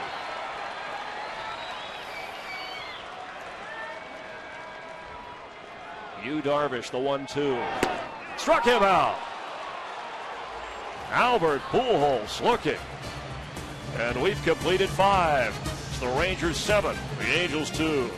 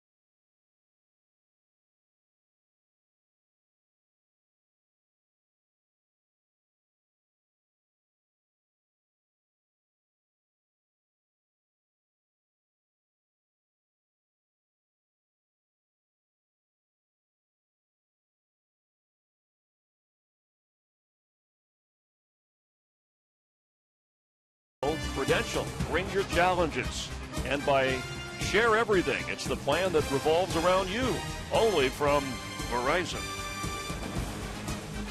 Our G game summary here as the Rangers bat in the 6th inning. Darvish with 7 strikeouts. He's taken care of Pujols when he's needed to. And the most runs for the Rangers since June 30th. Napoli with a couple of homers. Beltre and Torrealba have also hit him out for Texas. And here is Torrealba. David Carpenter came on for Irvin Santana, who got knocked out in the 2nd inning. He's retired the last 8 in a row and needed just 24 pitches. Yeah, he's done a nice job as far as giving some length out of the bullpen for Mike Soch. He's generally a guy that before this was a 1 or 2 inning reliever.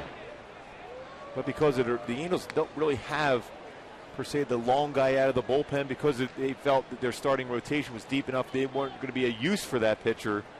There's been a couple games of late in which Carpenter's had to pitch 3+ innings out of relief for the bullpen for the Angels.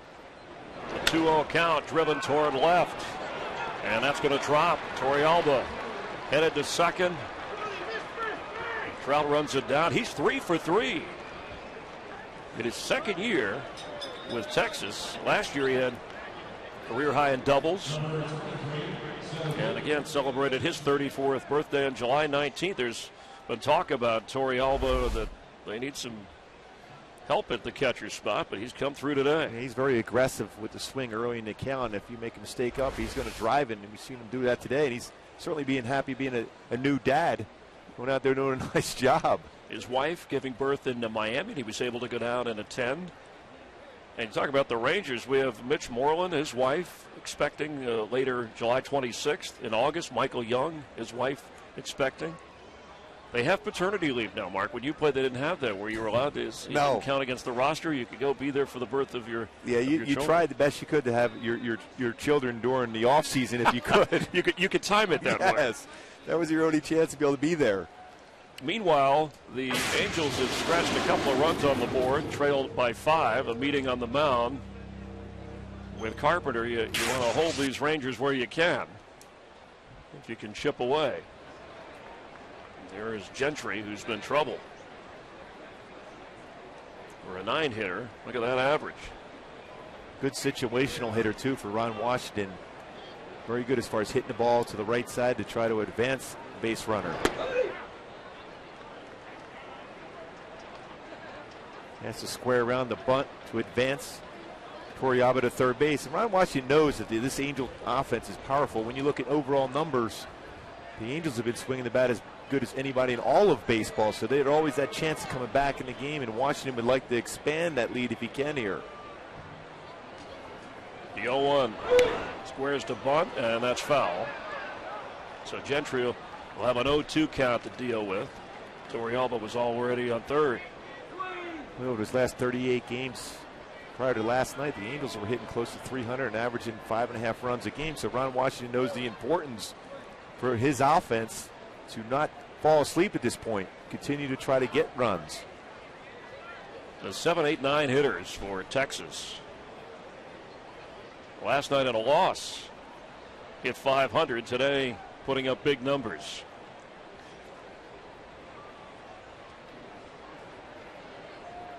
Carpenter's 0-2 pitch to Gentry. Driven toward left field. It's up. It is hauled in on the track by Trumbo. Torrealba stays at second. There's one away. And a work in progress. Good play by Mark Trumbo in left field. He's played left and right in the outfield. The experiment for him to play third base in spring training. Obviously, he's played first and he's DH. That's the amazing thing about the numbers that Trumbo has put up. All the different position he has played this year for the Angels. Ran that one down towards the wall. Was able to catch it. Gentry thought he might have had a home run. So now Ian Kinsler will step to the plate.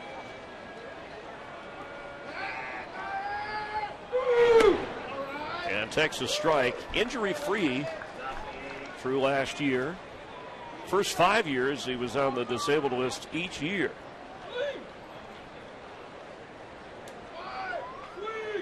Reliable in that leadoff spot with 65 runs scored. Waves at that one. The thing about Kinsler, too, he has good speed. We talked about his ability to steal bases, 15 stolen bases, but he also has 40 extra base hits, which is a pretty tough package when you think about it. The leadoff position, a guy with power, can drive the ball, but also can steal a base. Turned 30 years old in June. Trying to add to the Rangers' 7-2 lead here in the 6th.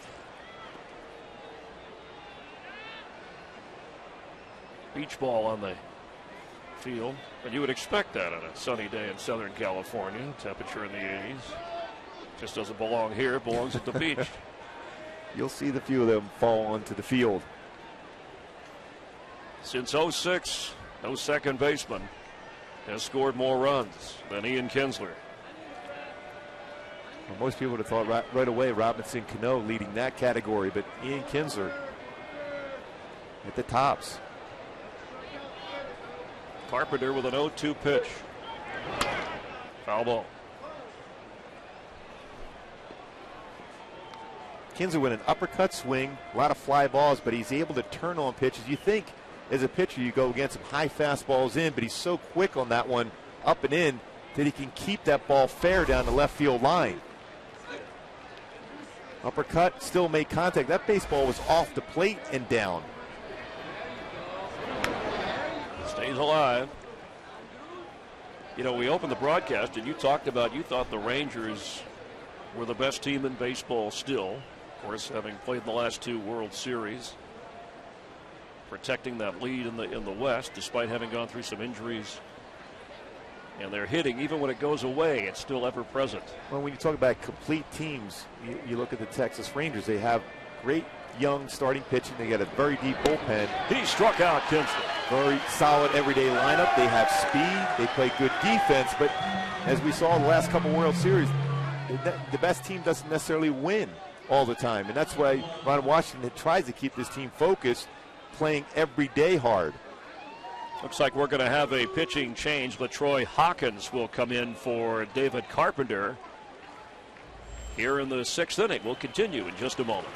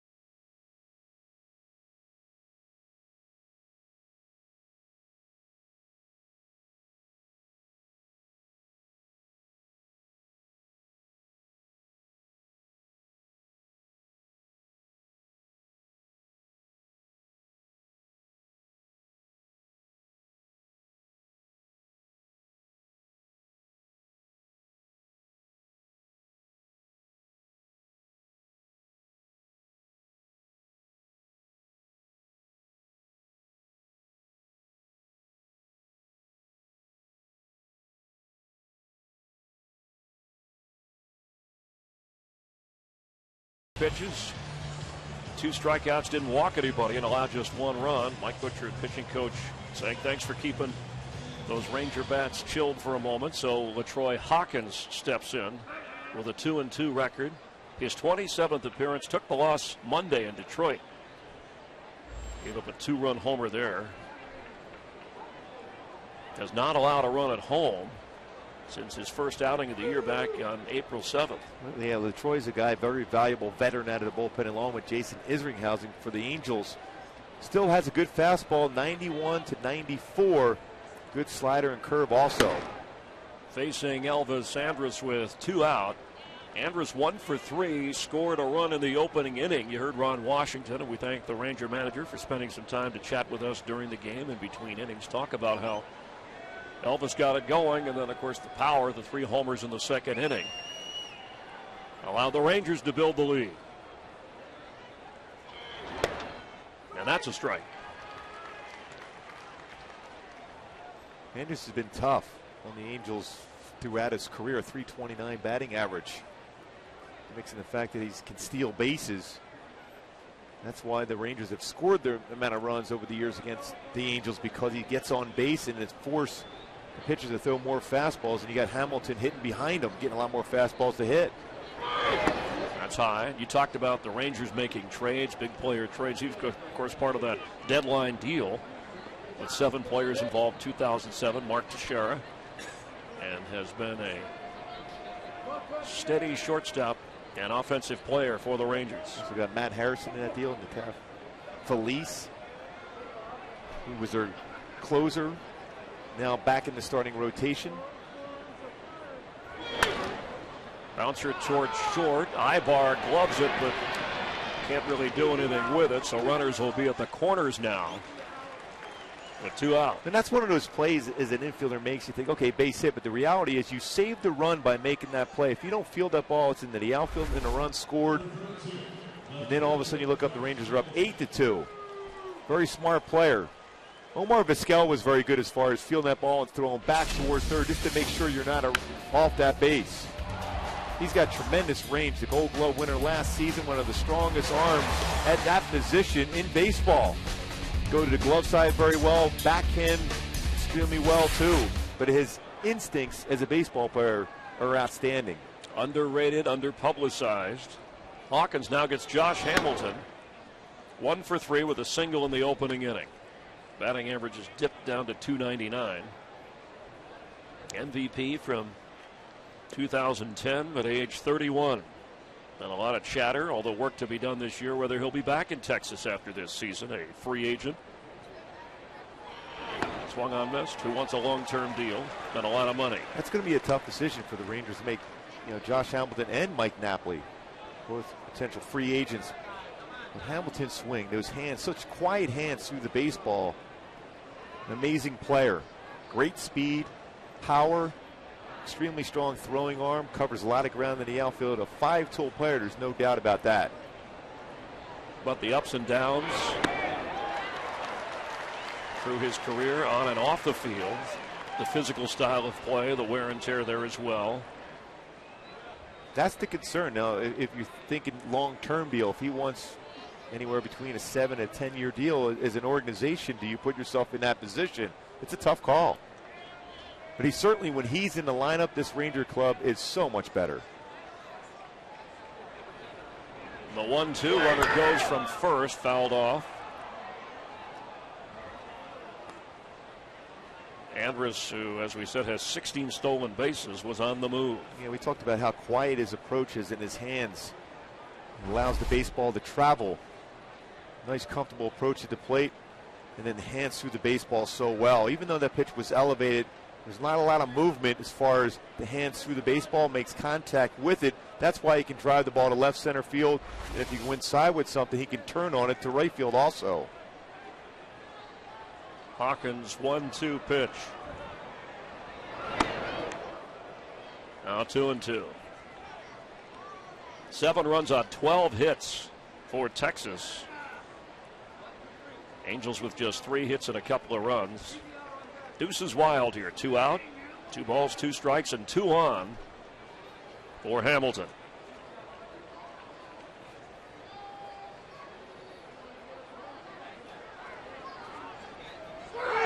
Runner from first was on the move again.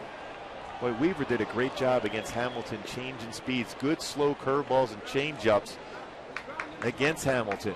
And we talked about his hands being quiet through the zone, but he has a tough time at times on that slow pitch, whether it's a curveball or a changeup. And Hawkins does have a slow curveball. Might not be a bad time for him to try that pitch against Hamilton. He seems to be timing his fastball now. Adrian Beltre would be next. Fouled off. Yeah, he was on that fastball. And the more pitches you see as a hitter, the more apt the pitcher will make a mistake against you. So you got to try to give him something different, especially when he's starting to time you.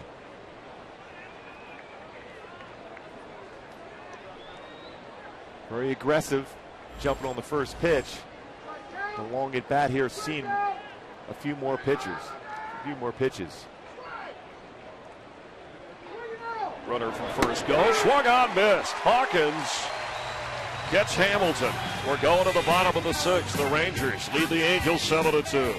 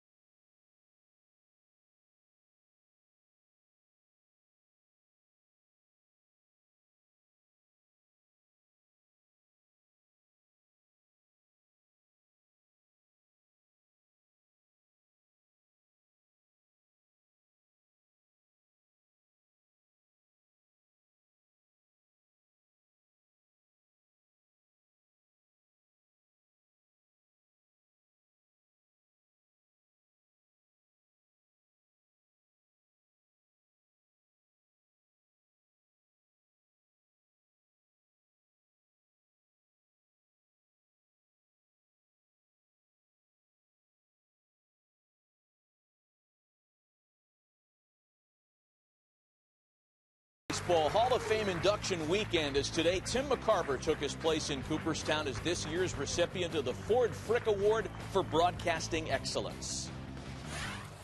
Baseball. I've been thrilled about it and wearied by it. But more than anything else, I've lived it and always loved it. Induction weekend continues tomorrow as Barry Larkin becomes the 24th shortstop to call himself a Hall of Famer. Let's get you back out to Chris and Mark in Anaheim. Thanks, Matt. Mark Trumbo stepping to the plate here in a 7-2 game, and we extend our congratulations to Tim McCarver. Spend any time around him, you know how entertaining he is. Great sense of humor to go with. That's what I always loved, no matter what the circumstance of the game he was either working in or calling. Extremely funny. Very knowledgeable, too.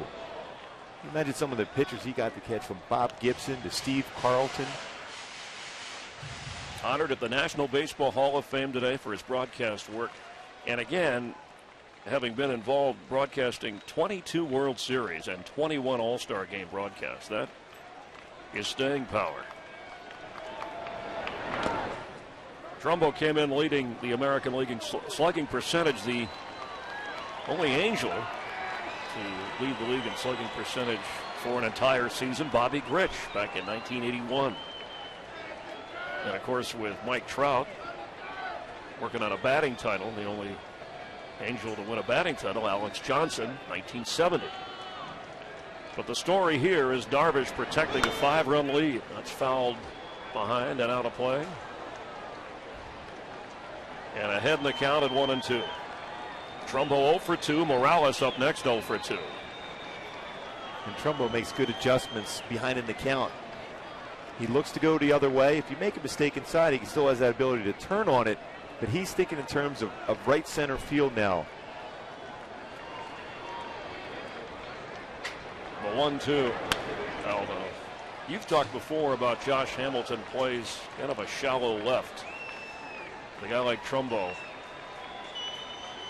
He's playing a little bit deeper than normal because of a day game. And at night last night, he was playing a lot more shallow, but the baseball carries considerably better during the day as compared to night here at Angel Stadium. We've seen it carry for Texas very well.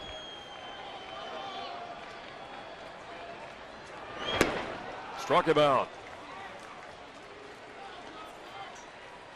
You heard Matt Vasgersian talk about the Hall of Fame weekend in Cooperstown. Barry Larkin inducted his 2,340 career hits, 5th all-time among shortstops in the National League. Played 19 seasons, 11, but it was all with one team, the Reds. Won the 95 Most Valuable Player Award in the National League. 12 All-Star teams, was on that 1990 World Series Cincinnati. And that's the thing, a world champion. You're talking about an unbelievably fielding shortstop. The toughest, most demanding position in baseball, that shortstop position. And he was very good. Yeah, Ozzie Smith over the years with the Cardinals, but Barry Larkin, you talk about coverage in the infield. If you were a pitcher, you just try to keep the ball down in the strike zone and get a ground ball. Larkin was going to make that play. Our congratulations to him. Kendrys Morales looking for his first hit after a couple of strikeouts. And this is an area he just has not been the same player after the broken ankle. The Angels and Socia have given him an opportunity, been patient with him, even with the acquisition of Pujols. Well, we had a conversation with Mike Socia a couple years ago when Kendrys was on a roll, when he was healthy. And I was in agreement with Mike Socia. When you talk about top first basemen, not only in the American League, but all of baseball, Kendrys was in that category. But that difficulty coming back, the timing after you've missed such a considerable amount of time for him with that broken foot, and 2 surgeries later, it's been difficult to get the timing for him. So 9 strikeouts now for Darvish, 3rd time that he gets Morales. Ron Santo inducted into the Hall of Fame. 3rd baseman for the Cubs from 1960 to 73. 3rd in the National League in runs batted in the 60s, trailing just Hank Aaron and Willie Mays. 9 All-Star teams, 5 Gold Gloves, and beloved as a Cub broadcaster later, and an enthusiastic, passionate man of baseball. Well, I'm surprised it took that long to get Ron Santo in the Hall of Fame. He should have been there a little bit before then. I agree with you. Great player. And an even better human being he was. Just for his input on the game. You know, Gil Hodges, I'm still surprised why he is not in the Hall of Fame. But two good ones this time around, Ron Santo and Barry Larkin, and the Ford Frick Award winner, our own Tim McCarver. Congratulations to all. And how tough is those speeches there? I'll tell you, that's got to be difficult. Bob Elliott also enshrined this weekend in Cooperstown. Here's Kayaspo, who's been on twice with a walk and a single. 2 down. Close to 100 pitches now. That's 97 pitches so far for Darvish here as he works the bottom of the 6th.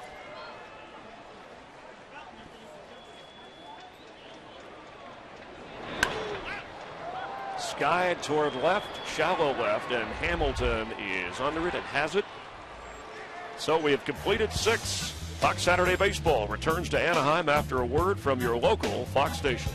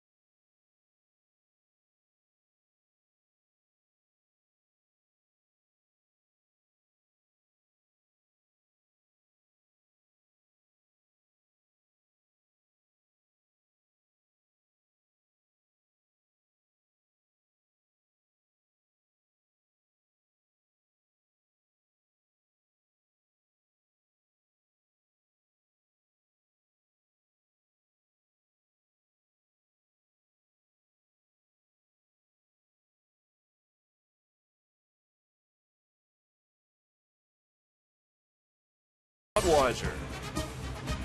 Mark Gubicek, Chris Myers, and the Rangers with a 5-run second. 3 home runs in that inning. Beltre his 18th, a 2-run shot. Napoli has homered twice to have a 7-2 lead. And when you're not watching the Rangers here, you can catch them on Fox Sports Southwest. Their ratings this year, but through the roof. Sky toward right field along the foul line. Hunter catches in the sun, but makes the grab. Talked about that Sky here in Anaheim. Corey, 9-time Gold Glover, had a tough time picking that baseball up until the very end. He was trying to shade his eyes even with the sunglasses on with his bare hand and able to track it at the very end. Time for the Just for Man auto-proof, foolproof stat. And Michael Young, 13 years with one team and has been Mr. Steady.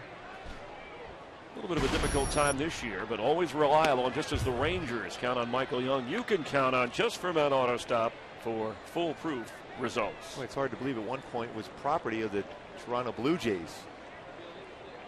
Nice pickup for the Rangers on that one also. Drove in the first run of this game. Nelson Cruz on deck. In fact, he's the only Rangers hitless in the game today. I mentioned the Rangers on Fox Sports Southwest after their back-to-back World Series. They're becoming more of a nationally recognized team as well. Of course, the Angels you can catch on Fox Sports West. Towards second, Kendrick throws out Young for out number 2.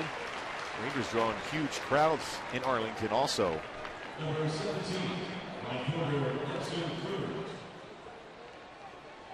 Five-game lead entering today's game. They'll play a 5 o'clock game tomorrow, West Coast time. After a night game, Angels won that behind Weaver Friday night. Darvish with this lead. Hawkins in relief of Carpenter, who came in for Santana. You know, that's a concern. We talk about a trade deadline July 31st, Mark, that the Angels may have to make a deal if they can't count on, and they'll observe Dan Herron, who's going to be back active pitching tomorrow, see how he performs. I mean, that was supposed to be the strength of this club for the Angels, their starting rotation. And then when you have Irvin Santana struggling and Dan Herron dealing with his back issues, it forces Jerry DiPoto to get on the phone and start talking to other clubs about the potential of getting a starting pitcher. They never even envisioned that being something of a need for him. But Jarrett Weaver's been great. C.J. Wilson's been great. Garrett Richards, their young pitcher's done a pretty good job himself. And Jerome Williams of late, though, has struggled for him. Towards third and going to let it roll, and it stays fair. Callaspo had no choice. So Cruz now is 1 for 4. Yeah, the one thing coaches come into at Angel Stadium, they'll roll baseballs down both lines. It never rolls foul. It always works its way back to the infield grass. And it's something as an opposing club you have to do for the defensive side. Realize that. Go to a new stadium, roll baseballs down both lines to determine if it will roll fair or foul. Those little edges you can get as an opponent when you go into the home stadium of the team you're going to be trying to stay ahead of. Napoli swinging in the first pitch and fouls it out of play. Napoli, his first 2 at bats, 2 home runs. Great power the other way for Napoli, right center field. Then in the third inning goes to left center field. That pitch is elevated around letter high, but still hits it out. A couple home runs for him, giving him now 14 home runs on the season and 33 RBI for Mike Napoli. And continues to beat up his former team. 13 hits in this game for the Angels. I'm sorry, for the Rangers. Only 3 hits for the Angels. And a 1-1 count now to Napoli. Whether it's coincidence or it is the fact that you just know a pitching staff, when you leave as a catcher, you go to another team, you just feel that you know exactly what the pitcher is trying to do to get you out. And it's an advantage for you because you feel that you know where they're going to locate pitches, what pitches you're going to throw in certain counts. The 1-1 runner goes. Throw down. He is safely in there.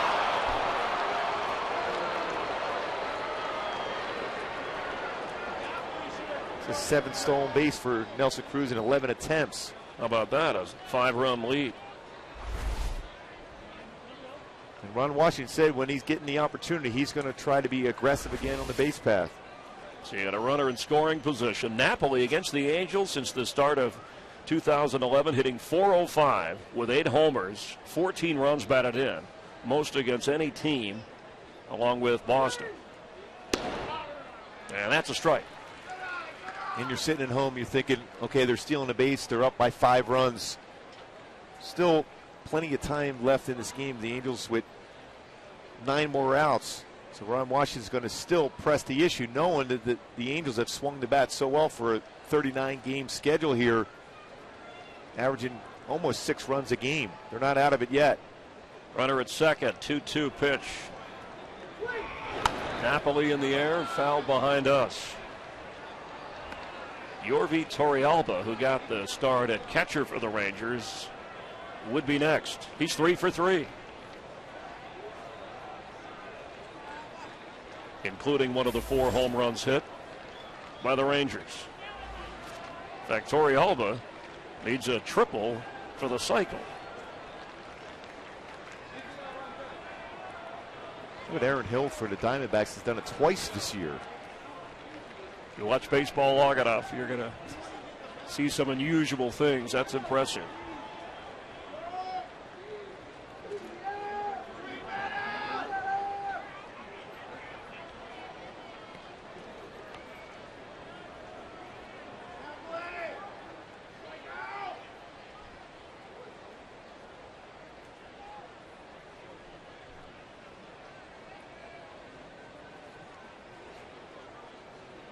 The 2-2 pitch.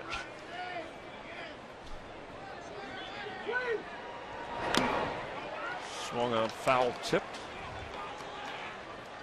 You can tell Mike Napoli starting to see the ball very well once again. The last 2 games against the Angels, jumping on that high fastball. Most times you think if you get a hitter to swing at that pitch, he's going to make it out. He fouled the pitch before that straight back, and that one he fouled off the glove of John Hester. He's hit a home run on a high fastball to left center field back in the 3rd inning.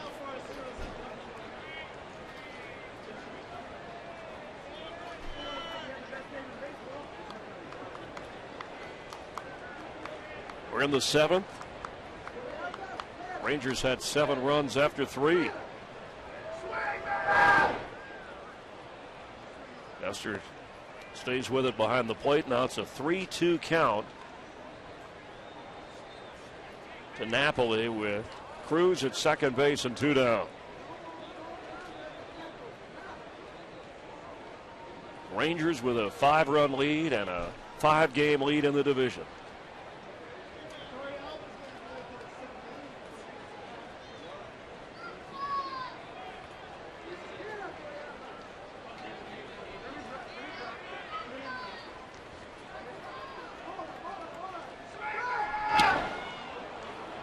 That is ball 4.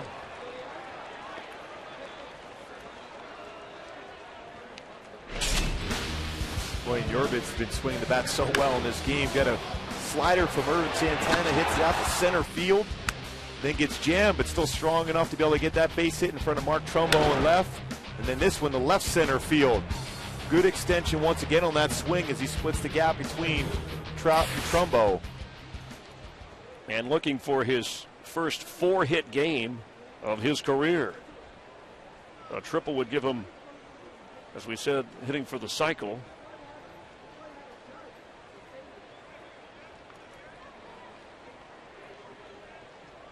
Benji Molina. I was just going to mention his name. A catcher. Yes. Former Angel himself, a World Series hero in 2002 for the Angels. Benji Molina, very good behind the plate also. For Hawkins, he wants to get out of the inning. Yeah. Lost Napoli to put another runner on. Cruz at second after the steal. And a ball 1 count to Yorvi Torrealba. Came in hitting .212, but has had quite an afternoon. Foul toward right. There's no question he's thinking about it. The guys in that dugout have mentioned, hey, you're just a triple away from the cycle. Do you play? You can't plan on hitting a triple. Well, anything you hit, if he gets a base hit in the outfield, you're going to see him going extra hard out of that batter's box to make sure that he has an opportunity if it gets by an outfield. That's for sure. You know, we mentioned that he's looking for the first 4-hit game of his career. Already Mike Trout has 4 4-hit games in his career. And this will bring an end to that discussion as Kendrick throws out Torrealba for the first time today. They get rid of him. But the Rangers hold a 7-2 advantage in the 7th.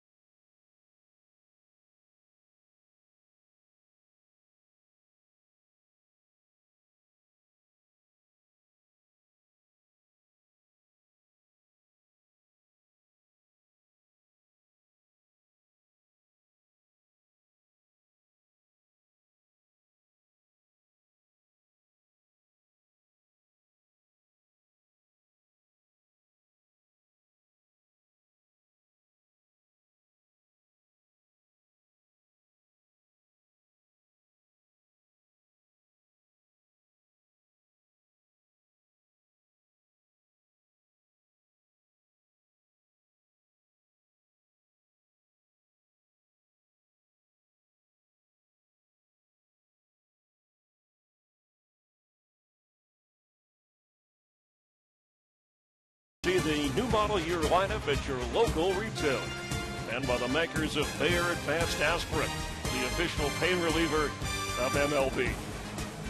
Mark Gubicza, Chris Myers, a Saturday afternoon on Fox. Hope you're enjoying Major League Baseball as Darvish will throw his 99th pitch. Facing Howie Kendrick here to begin the bottom of the seventh. This almost seems more of a product that Ron Washington wants to see Darvish to go deeper in games. Mentioned the fact he's averaging a little over 6 innings per start. If your manager pushes the envelope and forces you into that mindset, then you can go deeper into games. Not looking over your shoulder for the bullpen to be able to get those last 6, sometimes 9 outs for you. Working on his 11th victory.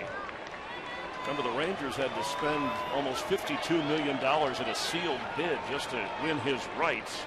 And then they signed Darvish to a 6-year, $60 million contract. Those were the reported numbers after he dazzled folks in Japan, winning 93 games over 7 seasons in Japan. There's no doubt he's a special pitcher, and he hadn't thrown a lot of innings over there in Japan, which is the importance. A lot of pitchers have come over, have already thrown a ton of innings and pitches right by the time they get over to the States. This is third start against the Angels, 1-1 coming in. Has only allowed 3 hits.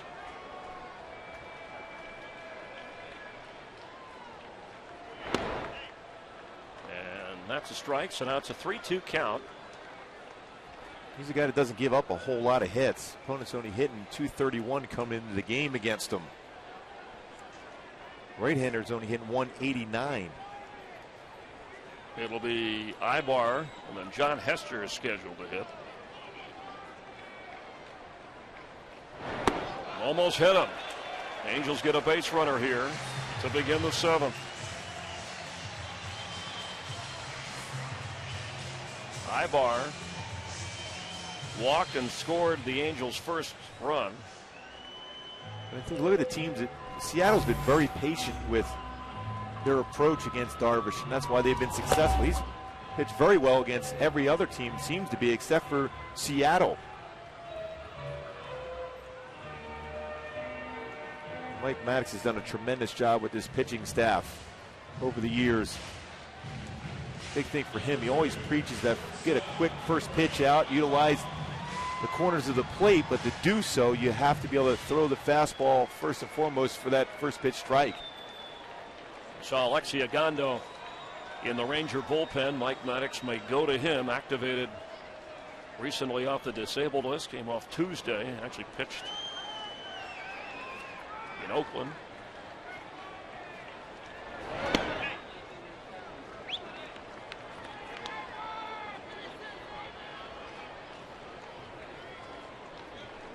But Darvish gets the strike to start Ibar.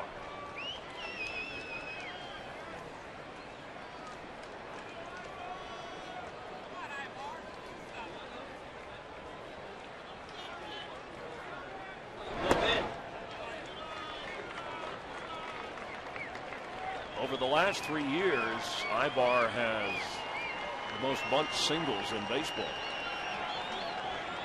The Angels' all-time leader in bunt hits.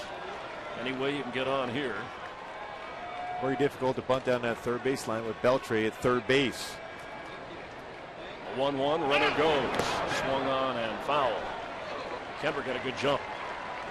We talked about it. Most managers will not just try to steal a base, but Mike Scioscia knows that you got to get one run at a time here. You can't afford to wait back and hope for a big inning. If you press the issue and force the defense out of their comfort zone, you may get a ground ball through the hole because somebody has to cover that base.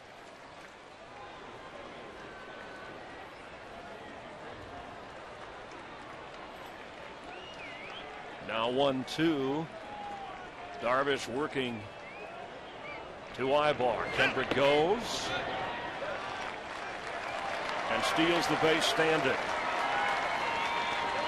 In scoring position with nobody out. Another stolen base against Darvish without a throw from Torrealba behind the plate. That's 2 times. That's great jumps. That is not stolen against Torrealba. It's stolen against Darvish for not being quicker to the plate.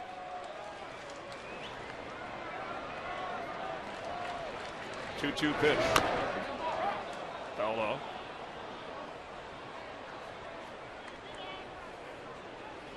Slow getting up. Right off the foot. This past road trip, Eric Ibar hit one off his foot, the same spot. He was down for quite a while. Trying to walk it off. We're talking about what Pujols went through. That right inside part of the foot. Especially with Eric Ibar, his game is predicated around his speed. Putting the ball in play, you mentioned those bunt hits, but he's also very effective as far as getting infield hits. Rick Smith, the trainer for the Angels, coming out, check on the foot of Eric Ibar.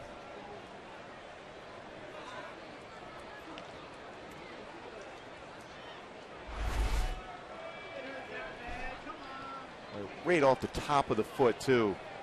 Yeah, you can't really guard. Some guys wear shin guards, but unless you have a shoe with some kind of metal plating or protective. And Eric Ibar is about as tough as it comes to playing this game. Mentioned that last road trip, had the same thing happen to him. 28-year-old product of the Angel farm system. Last year, his first Gold Glove, only the third Angel shortstop. Think back to Orlando Cabrera in 2007, Jim Fregosi back in 1967 to earn a Gold Glove. Signed long-term, too, so he'll be in that position for quite a while for the Angels, along with Howie Kendricks signed long-term at second base. It's more about offense here. Angels need him to get on or get a hit. 2-2 count. Darvish working the seventh. Oh, this will be his 110th pitch.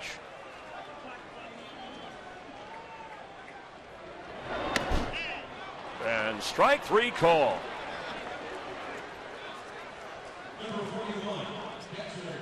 Sixth game now with 10 strikeouts for Darvish. He's had 3 with 11 strikeouts. Get ready to party with today's hottest team stars, featuring an epic live performance from Justin Bieber. Wow. Among others, Kevin McHale will host the Teen Choice 2012 Awards live tomorrow night at 8 Eastern, 7 Central, and you'll see it on Fox. Well, I know my kids will make sure that that's on TV.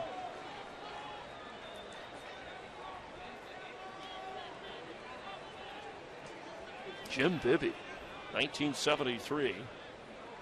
Double-digit strikeout games.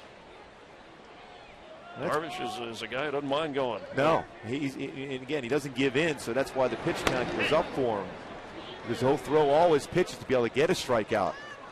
Jim Bibby was a strong pitcher himself, and Cole Calhoun coming in to pinch hit here for John Hester. A good quick bat, valuable part of the bench for Mike Scioscia.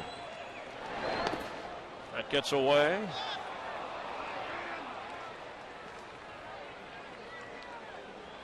Kendrick thought about heading to third. Stays at second. Making sure that baseball was far enough away from Torrealba before Kendrick would go, because the other game, the Angels lost the game when Howie was at first base. A similar type of bounce pitch in the dirt. Thought it was far enough away, was thrown out to end the game at second base on this past road trip. Calhoun just called up by the Angels, swung on, missed. So now 1-2. Mike Scioscia describes him as a baseball player. Plays hard, he has a quick swing, runs well, strong arm in the outfield. Talk about a future outfield with Trout if Peter Borges continues to get playing time. The 1-2, chopped. Darvish has it, goes to first. 2 down, moving over to third is Kendrick. When you Darvish thrown in position well, but also has been throwing the ball very well in the game. That assortment of off speed, gets a slider against Hunter, goes upstairs with Hunter and Kendrick. Breaking pitch, outstanding assortment of breaking pitch. The reason why he's been able to get those swings on that pitch is because he has established his fastball, which we talked about with the key for him coming into this game, establishing his fastball to set up his secondary pitches. Now 2 down, runner at third. Angels trying to come back. A 1-33 record when trailing after 6 innings. They have not been a come-from-behind team here. But Trout makes things happen. Scored a run for the 13th consecutive game. Knocked in a run. Stole a base. Has a chance to make it a 4-run lead. 2 out.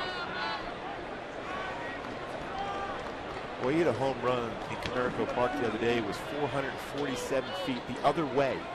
I mean, that's the type of power he has. A compact swing generating that type of power is not seen too often. Foul back. Darvish. 74 strikes out of his 116 pitches. And Trout's ranking, you can see why he's in the discussion. Hey, not just Rookie of the Year, Most Valuable Player Award. There's no doubt he's got to have consideration. And if the Angels, and it's going to be important if the Angels make the postseason, then he has to be on that short list of MVP candidates. Oh, but Darvish got him swinging for his 11th strikeout. Darvish and the Rangers with a 7-2 lead. We're going to the 8th.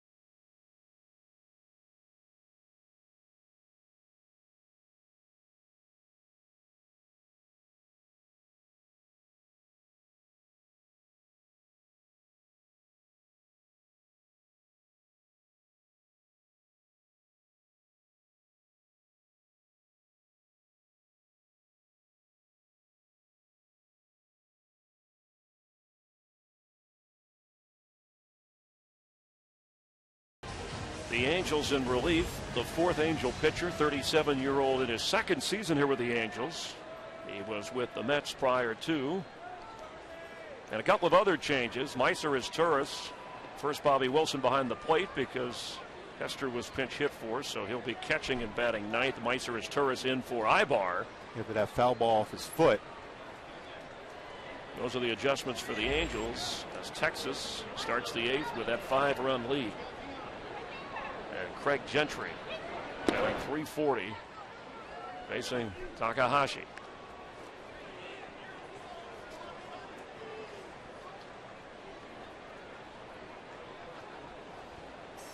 Angels won last night.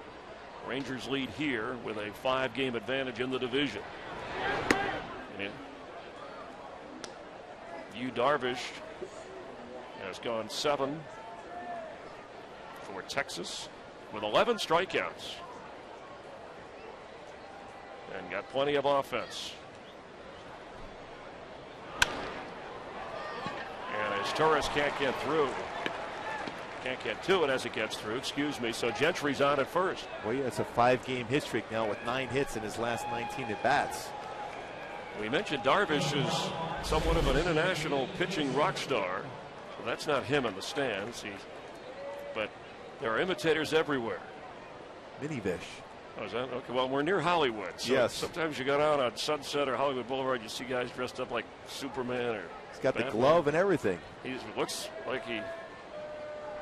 And he's even posing for pictures. Yeah, why would you take a picture with somebody dressed like somebody else? You mentioned it is close to Hollywood. Yeah. You want to be in pictures? Yes. There you go. Got one for you right here. Meanwhile, runner at first. I would think Angel fans would want nothing to do with him. As Ian Kinsler is at the plate. There's Darvish. Working on his 11th win. Would help getting that early lead right away. 6 runs, 1 in the first, 5 in the second. Allowed him to be more aggressive. Talked about the need for throwing strikes with his fastball. 6 runs in the first 2 innings will allow you to do so. Darvish, a major fish today. A 3-0 count. Got to be careful with Kinsler. Twice he's had 30-30 seasons. There's a strike, 30 home runs, 30 stolen bases. 2009 and 2011. Double for Kinsler in the second inning, but has been struggling of late. A guy that could do so many different things to hurt you on the offensive side, and a pretty solid defender at second base. Andrus, who has a couple of hits, is on deck, followed by Hamilton and Beltre. The Angel bullpen, after Santana got rocked, done a pretty good job of keeping Texas in check, but Angels haven't been able to get runs on the board. The 3-1 pitch, foul, so it's now 3-2.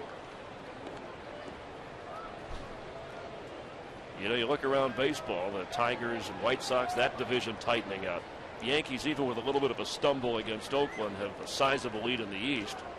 But you have to figure, Mark, that both of these teams, the Angels and Rangers, will be in the postseason. And that's why I think this is going to be a fantastic year in baseball in general, because there's going to be so many races, not only in divisions. Throw on the left.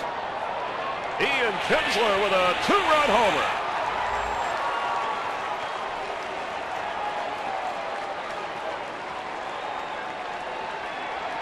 Boy, Kinsler with a lot of power, got that pitch finally where he can get his arms extended and drives that one out to left field. His 11th home run of the year, and now it is 9-2 Rangers. Well, he's had great success in this stadium.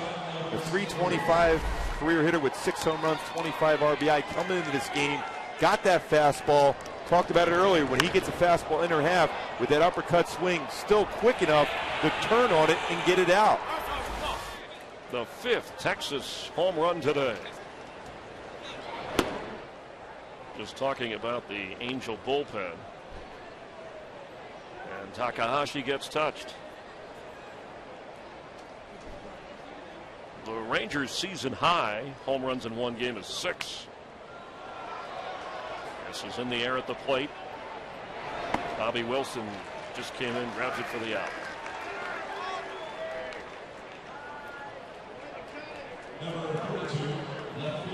But if you're the Angels, Mark Kubas, playing even with Texas isn't going to get it done. And it was Torrey Hunter who said, we want the division. We don't want to be one of those wild cards where you play one game and you could be out of it. That's the thing. And then not only have to play that one game, which is always a tough game to win, you're going to use your number 1 starter.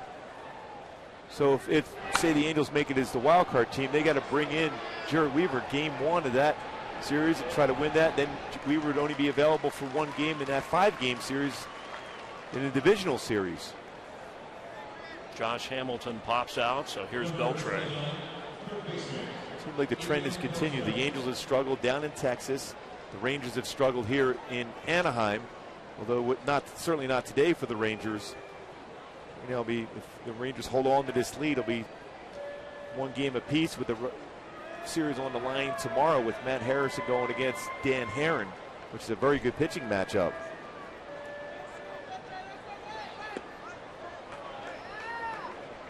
Harrison going for his 13th win. Getting an update on Eric Ibar, a contusion on the right toe.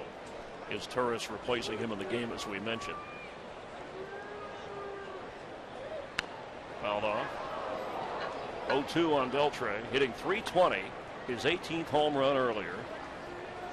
In the cleanup spot for the two-time defending American League champion Rangers. Boy, Beltre does not get cheated on his swing.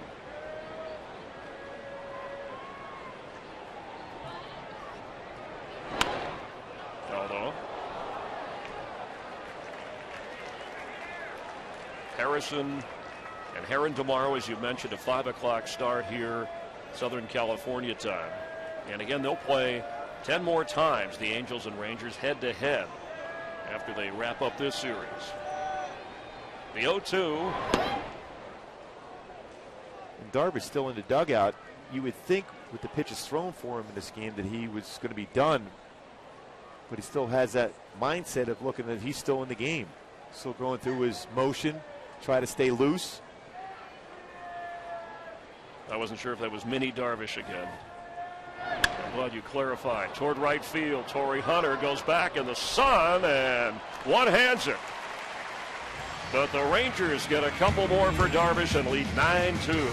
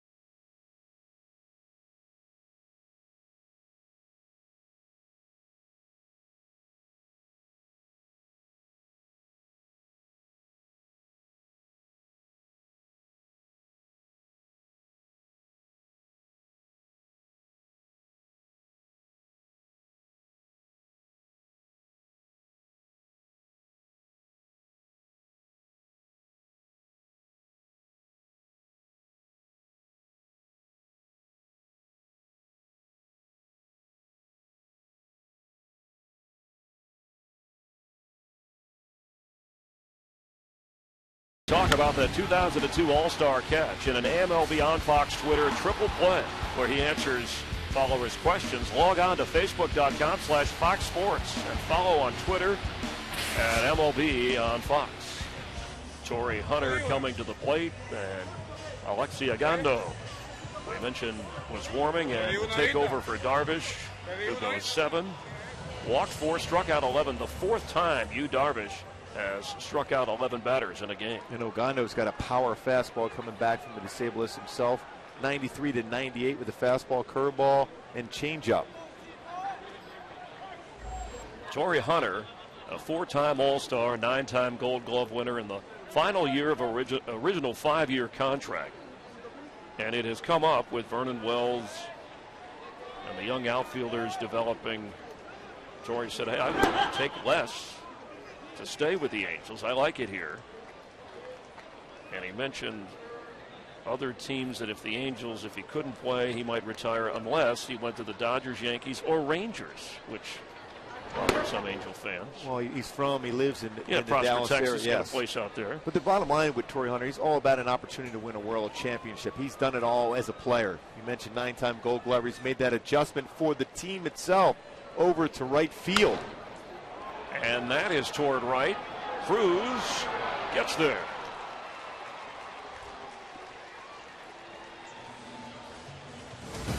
Today's game presented by Budweiser is sponsored by T-Mobile. Test drive our nationwide 4G network. And by Ford. Go further.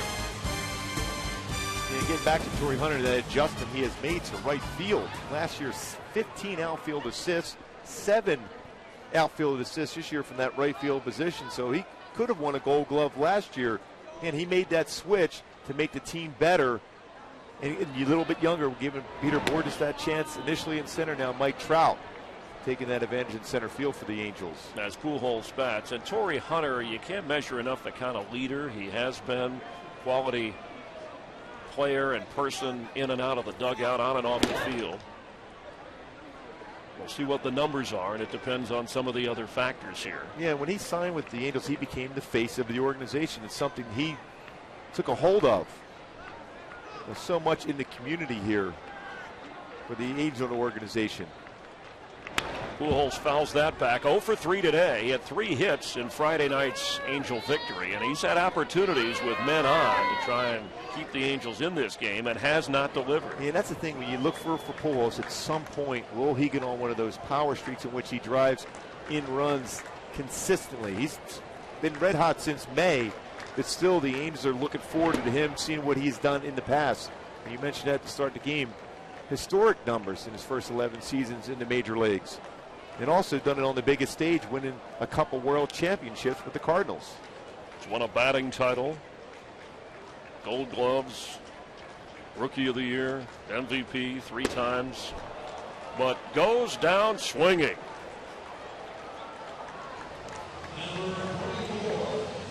This MLB on Fox season, Fox Sports is proud to support Boys and Girls Club of America, a place where youth can reach their full potential as productive, caring, responsible citizens. To learn more, we encourage you to visit greatfutures.org/Fox Sports. Trumbo in his career 3 for 7 against Ogando with a couple of doubles. But a rough day for Trumbo's 0 for 3, but Albert Pujols. Middle part of the order, which has been so productive for the Angels, certainly was stymied by Darvish, and now Ogando with his power stuff he brings to the mound.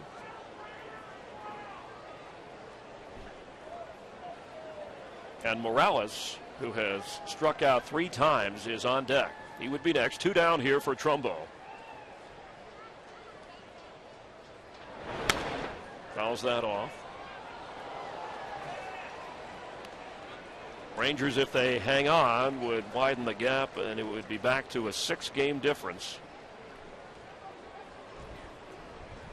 And the next time these two teams play after tomorrow, a 4-game series in Texas. And he gets Trumbo. Excellent relief pitching as the Rangers lead 9-2, and we're going to the ninth.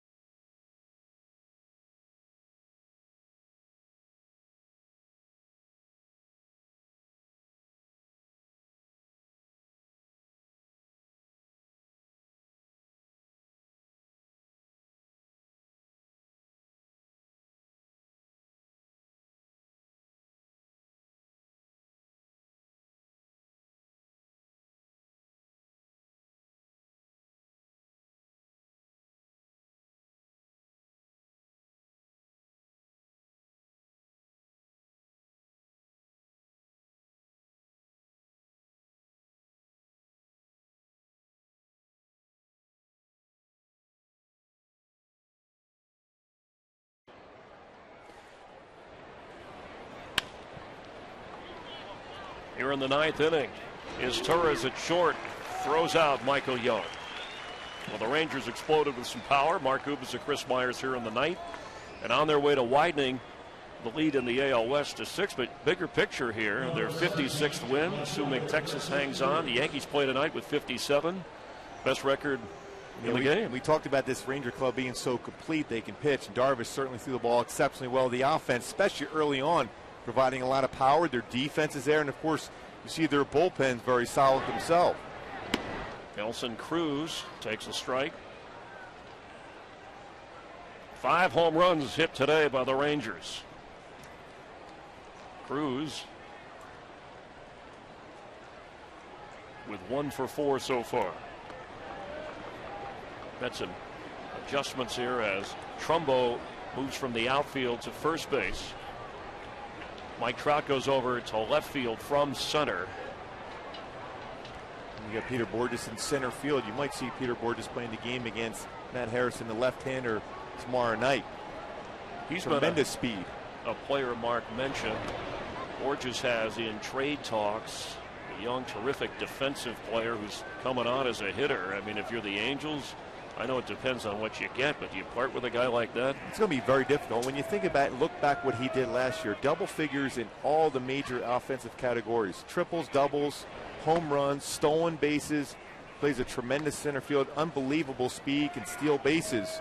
It'll be a difficult decision if they decide to do that. And I talked to Borges just the other day about all these rumors swirling around him. He said this is the first time in a while he's felt pretty comfortable in his own mindset right now. He's not going to worry about it anymore. Talked about Chris Iannetta and Vernon Wells. If their rehab goes well from injury, that they'll be back for Mike Scioscia. Meanwhile, you got Mitch Moreland, Mark Lowe, Neftali Feliz hoping to come back healthy for Texas. Making both ball clubs that much deeper. Coming into the season, you know, I thought all along that the Rangers and the Angels were the 2 best teams, not only in the American League, but in all of baseball. The Yankees, of course, are going to be the Yankees. They're very solid. But both these teams, when healthy, can do so much. This Ranger club, with their power, you know, the Angels have fought the Rangers as far as home run totals for the year until this game today. And each one of these guys have been able to not only hit the ball out, but hit the ball to the deep part of the ballpark. Quick through the baseball, tremendous power, working the counts, which we have not seen them do in a while. Our Burger King smooth plays of the game, and Burger King smooth plays of the game. Napoli with 2 home runs and up there at the plate as we speak. 1 on and 1 out.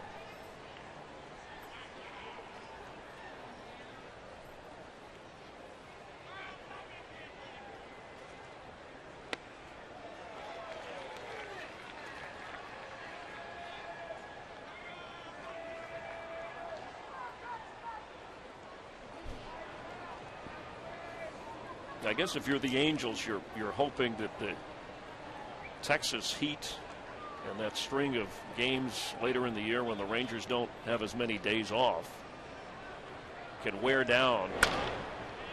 This is towards short as Torres goes to second and gets 1 out there. Yeah, I think when you look at what the Rangers were able to do, they had an odd schedule after the All-Star break, and you see the division leaders here, the Yankees, of course, and then the team that everyone anticipated leading the Central in the American League, the Tigers, have finally gotten hot. Now, wild card race, the Angels are there. The White Sox, surprisingly, Robin Ventura has done a fantastic job managing that club. But then a number of teams just a half a game back. It's going to be fantastic all the way through as far as that race for the postseason. And Toronto's still in the wild card race, making a major trade. How about Oakland? The A's, who have given the Yankees a tough time. Cespedes has been a great addition to that Oakland lineup. Bunch of good young players coming into Major League Baseball. A lot of energy, which is great for the game. Here is Torrealba, 3 for 4. Homer, one of those that we showed moments ago. In the air, Borges coming in, Kendrick going back. Borges has it. 4 out, number 3. The Angels have some work to do going to the bottom of the 9th, trailing Texas 9-2.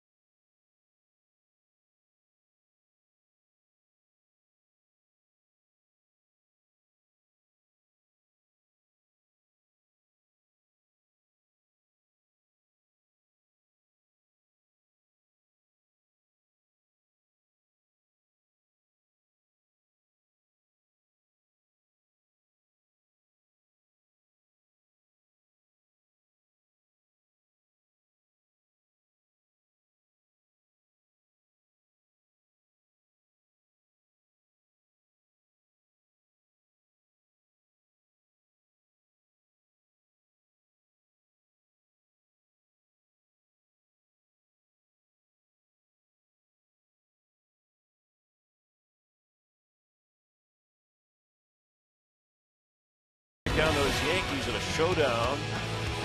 Or some will see the Dodgers leading the National League West with the Giants. The tussle there, they renew that rivalry in San Francisco.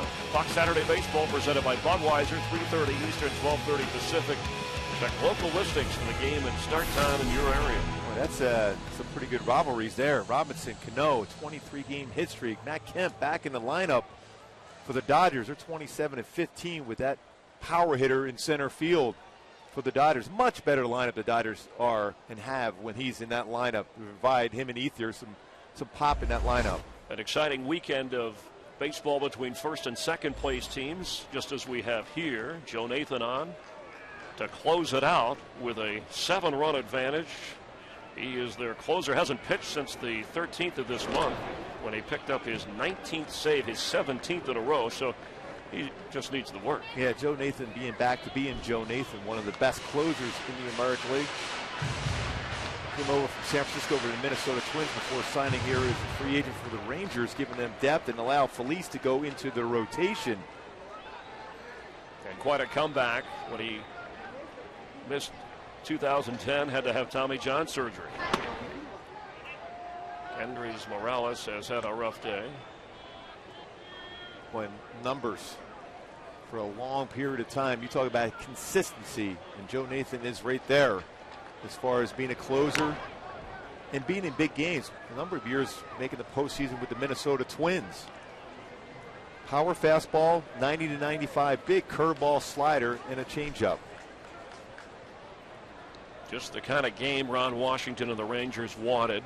You get Darvish, his 7 innings plus, Segundo, Nathan, and you're set up for Sunday, where you can actually, if you're the Rangers, fatten the lead you came to town with in the division. And if you're the Angels against Joe Nathan here, worst case scenario, you want to work some counts, get the pitch count up against him so he's not as effective if he's asked by Ron Washington to close the game tomorrow night. So there is some advantages as a team right now going against him. Foul pitches off, work counts, make him throw a lot of pitches at this point.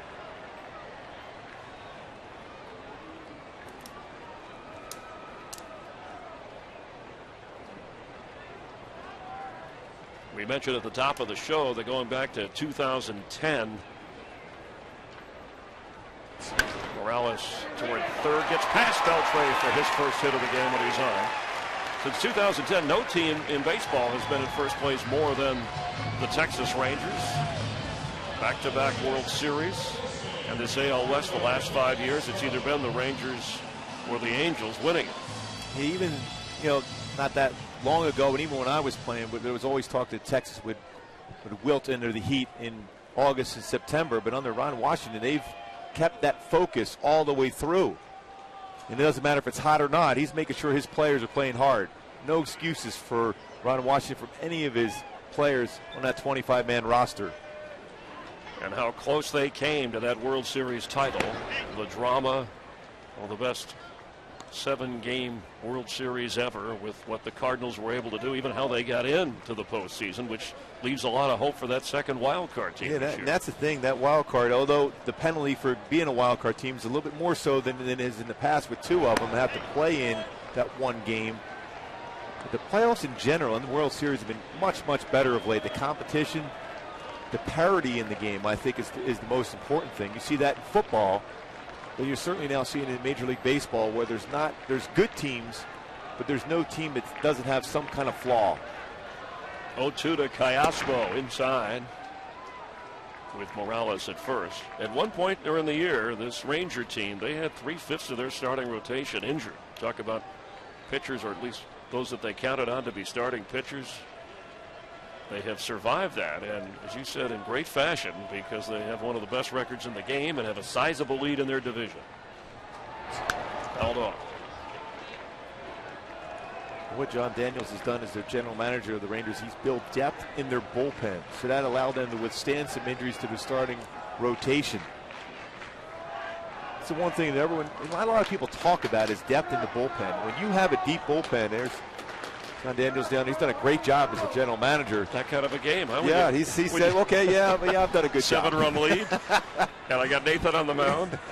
That's another one of those moves I made, bringing in Joe Nathan. But when you have depth in the bullpen, you're afforded to deal with some injuries. And even if your manager doesn't feel comfortable with a starter, you have 5 or 6, sometimes 7 power arms out of your bullpen to give you a chance to hold on to a lead. And with this kind of offense, the way it's gone today for Texas, you'll go a long way.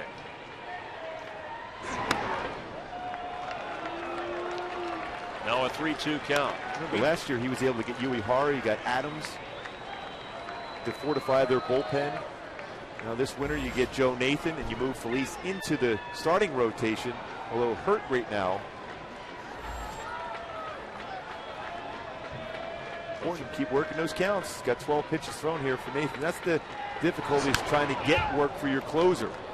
You want to get him in there, you want to keep him fresh, but the reality is, as an opponent, you're trying to make sure he's worn out by the end of this inning. Even if you don't win the game, if you get him up 20, 25 pitches, that next day you're not as effective as far as snapping off that big curveball to be able to get a swing and miss against a Albert Pujols late in the game.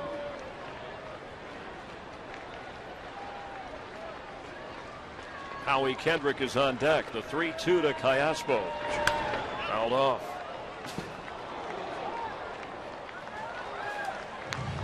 Nathan is having to throw some pitches here. He wanted work. He's getting work. Meanwhile, the Angels inside of 70 games here in the second half. Disappointment with Santana today. Observe how Herron works. Dan Herron tomorrow off the disabled list. Garrett Richards, the youngster, will pitch Tuesday. But there's a lot of baseball to be played. They'll have their head-to-head chance with Texas. That's fouled off. But Mike Scioscia was talking about downplaying this rivalry, but that we want to move our level of play up a notch. That's what we need to do in the second half. And they've proven they can beat the Rangers here. The Rangers hold on to this. It'll be 4-2 against the Rangers. They're 3-2 at the ballpark here in the Angel Stadium. But for Mike Scioscia's team to be successful, they need Chris Iannetta to come back healthy. He's on a rehab assignment in Salt Lake City, playing his first game today. They need that depth in their 1 through 9 in their lineup. What you see for the Rangers, 1 through 9, not an easy out.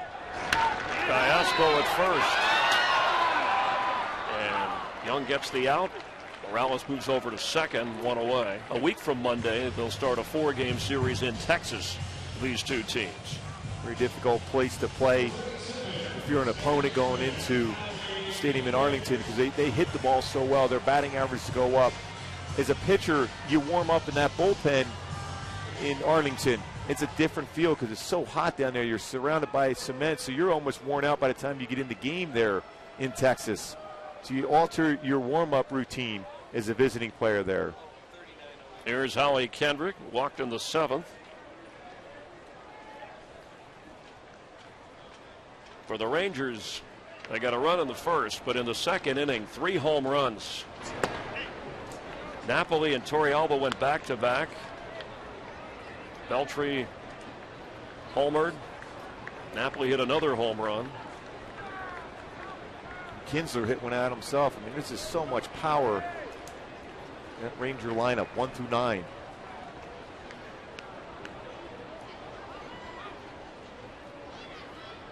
The 0-1 pitch from Nathan Kendrick.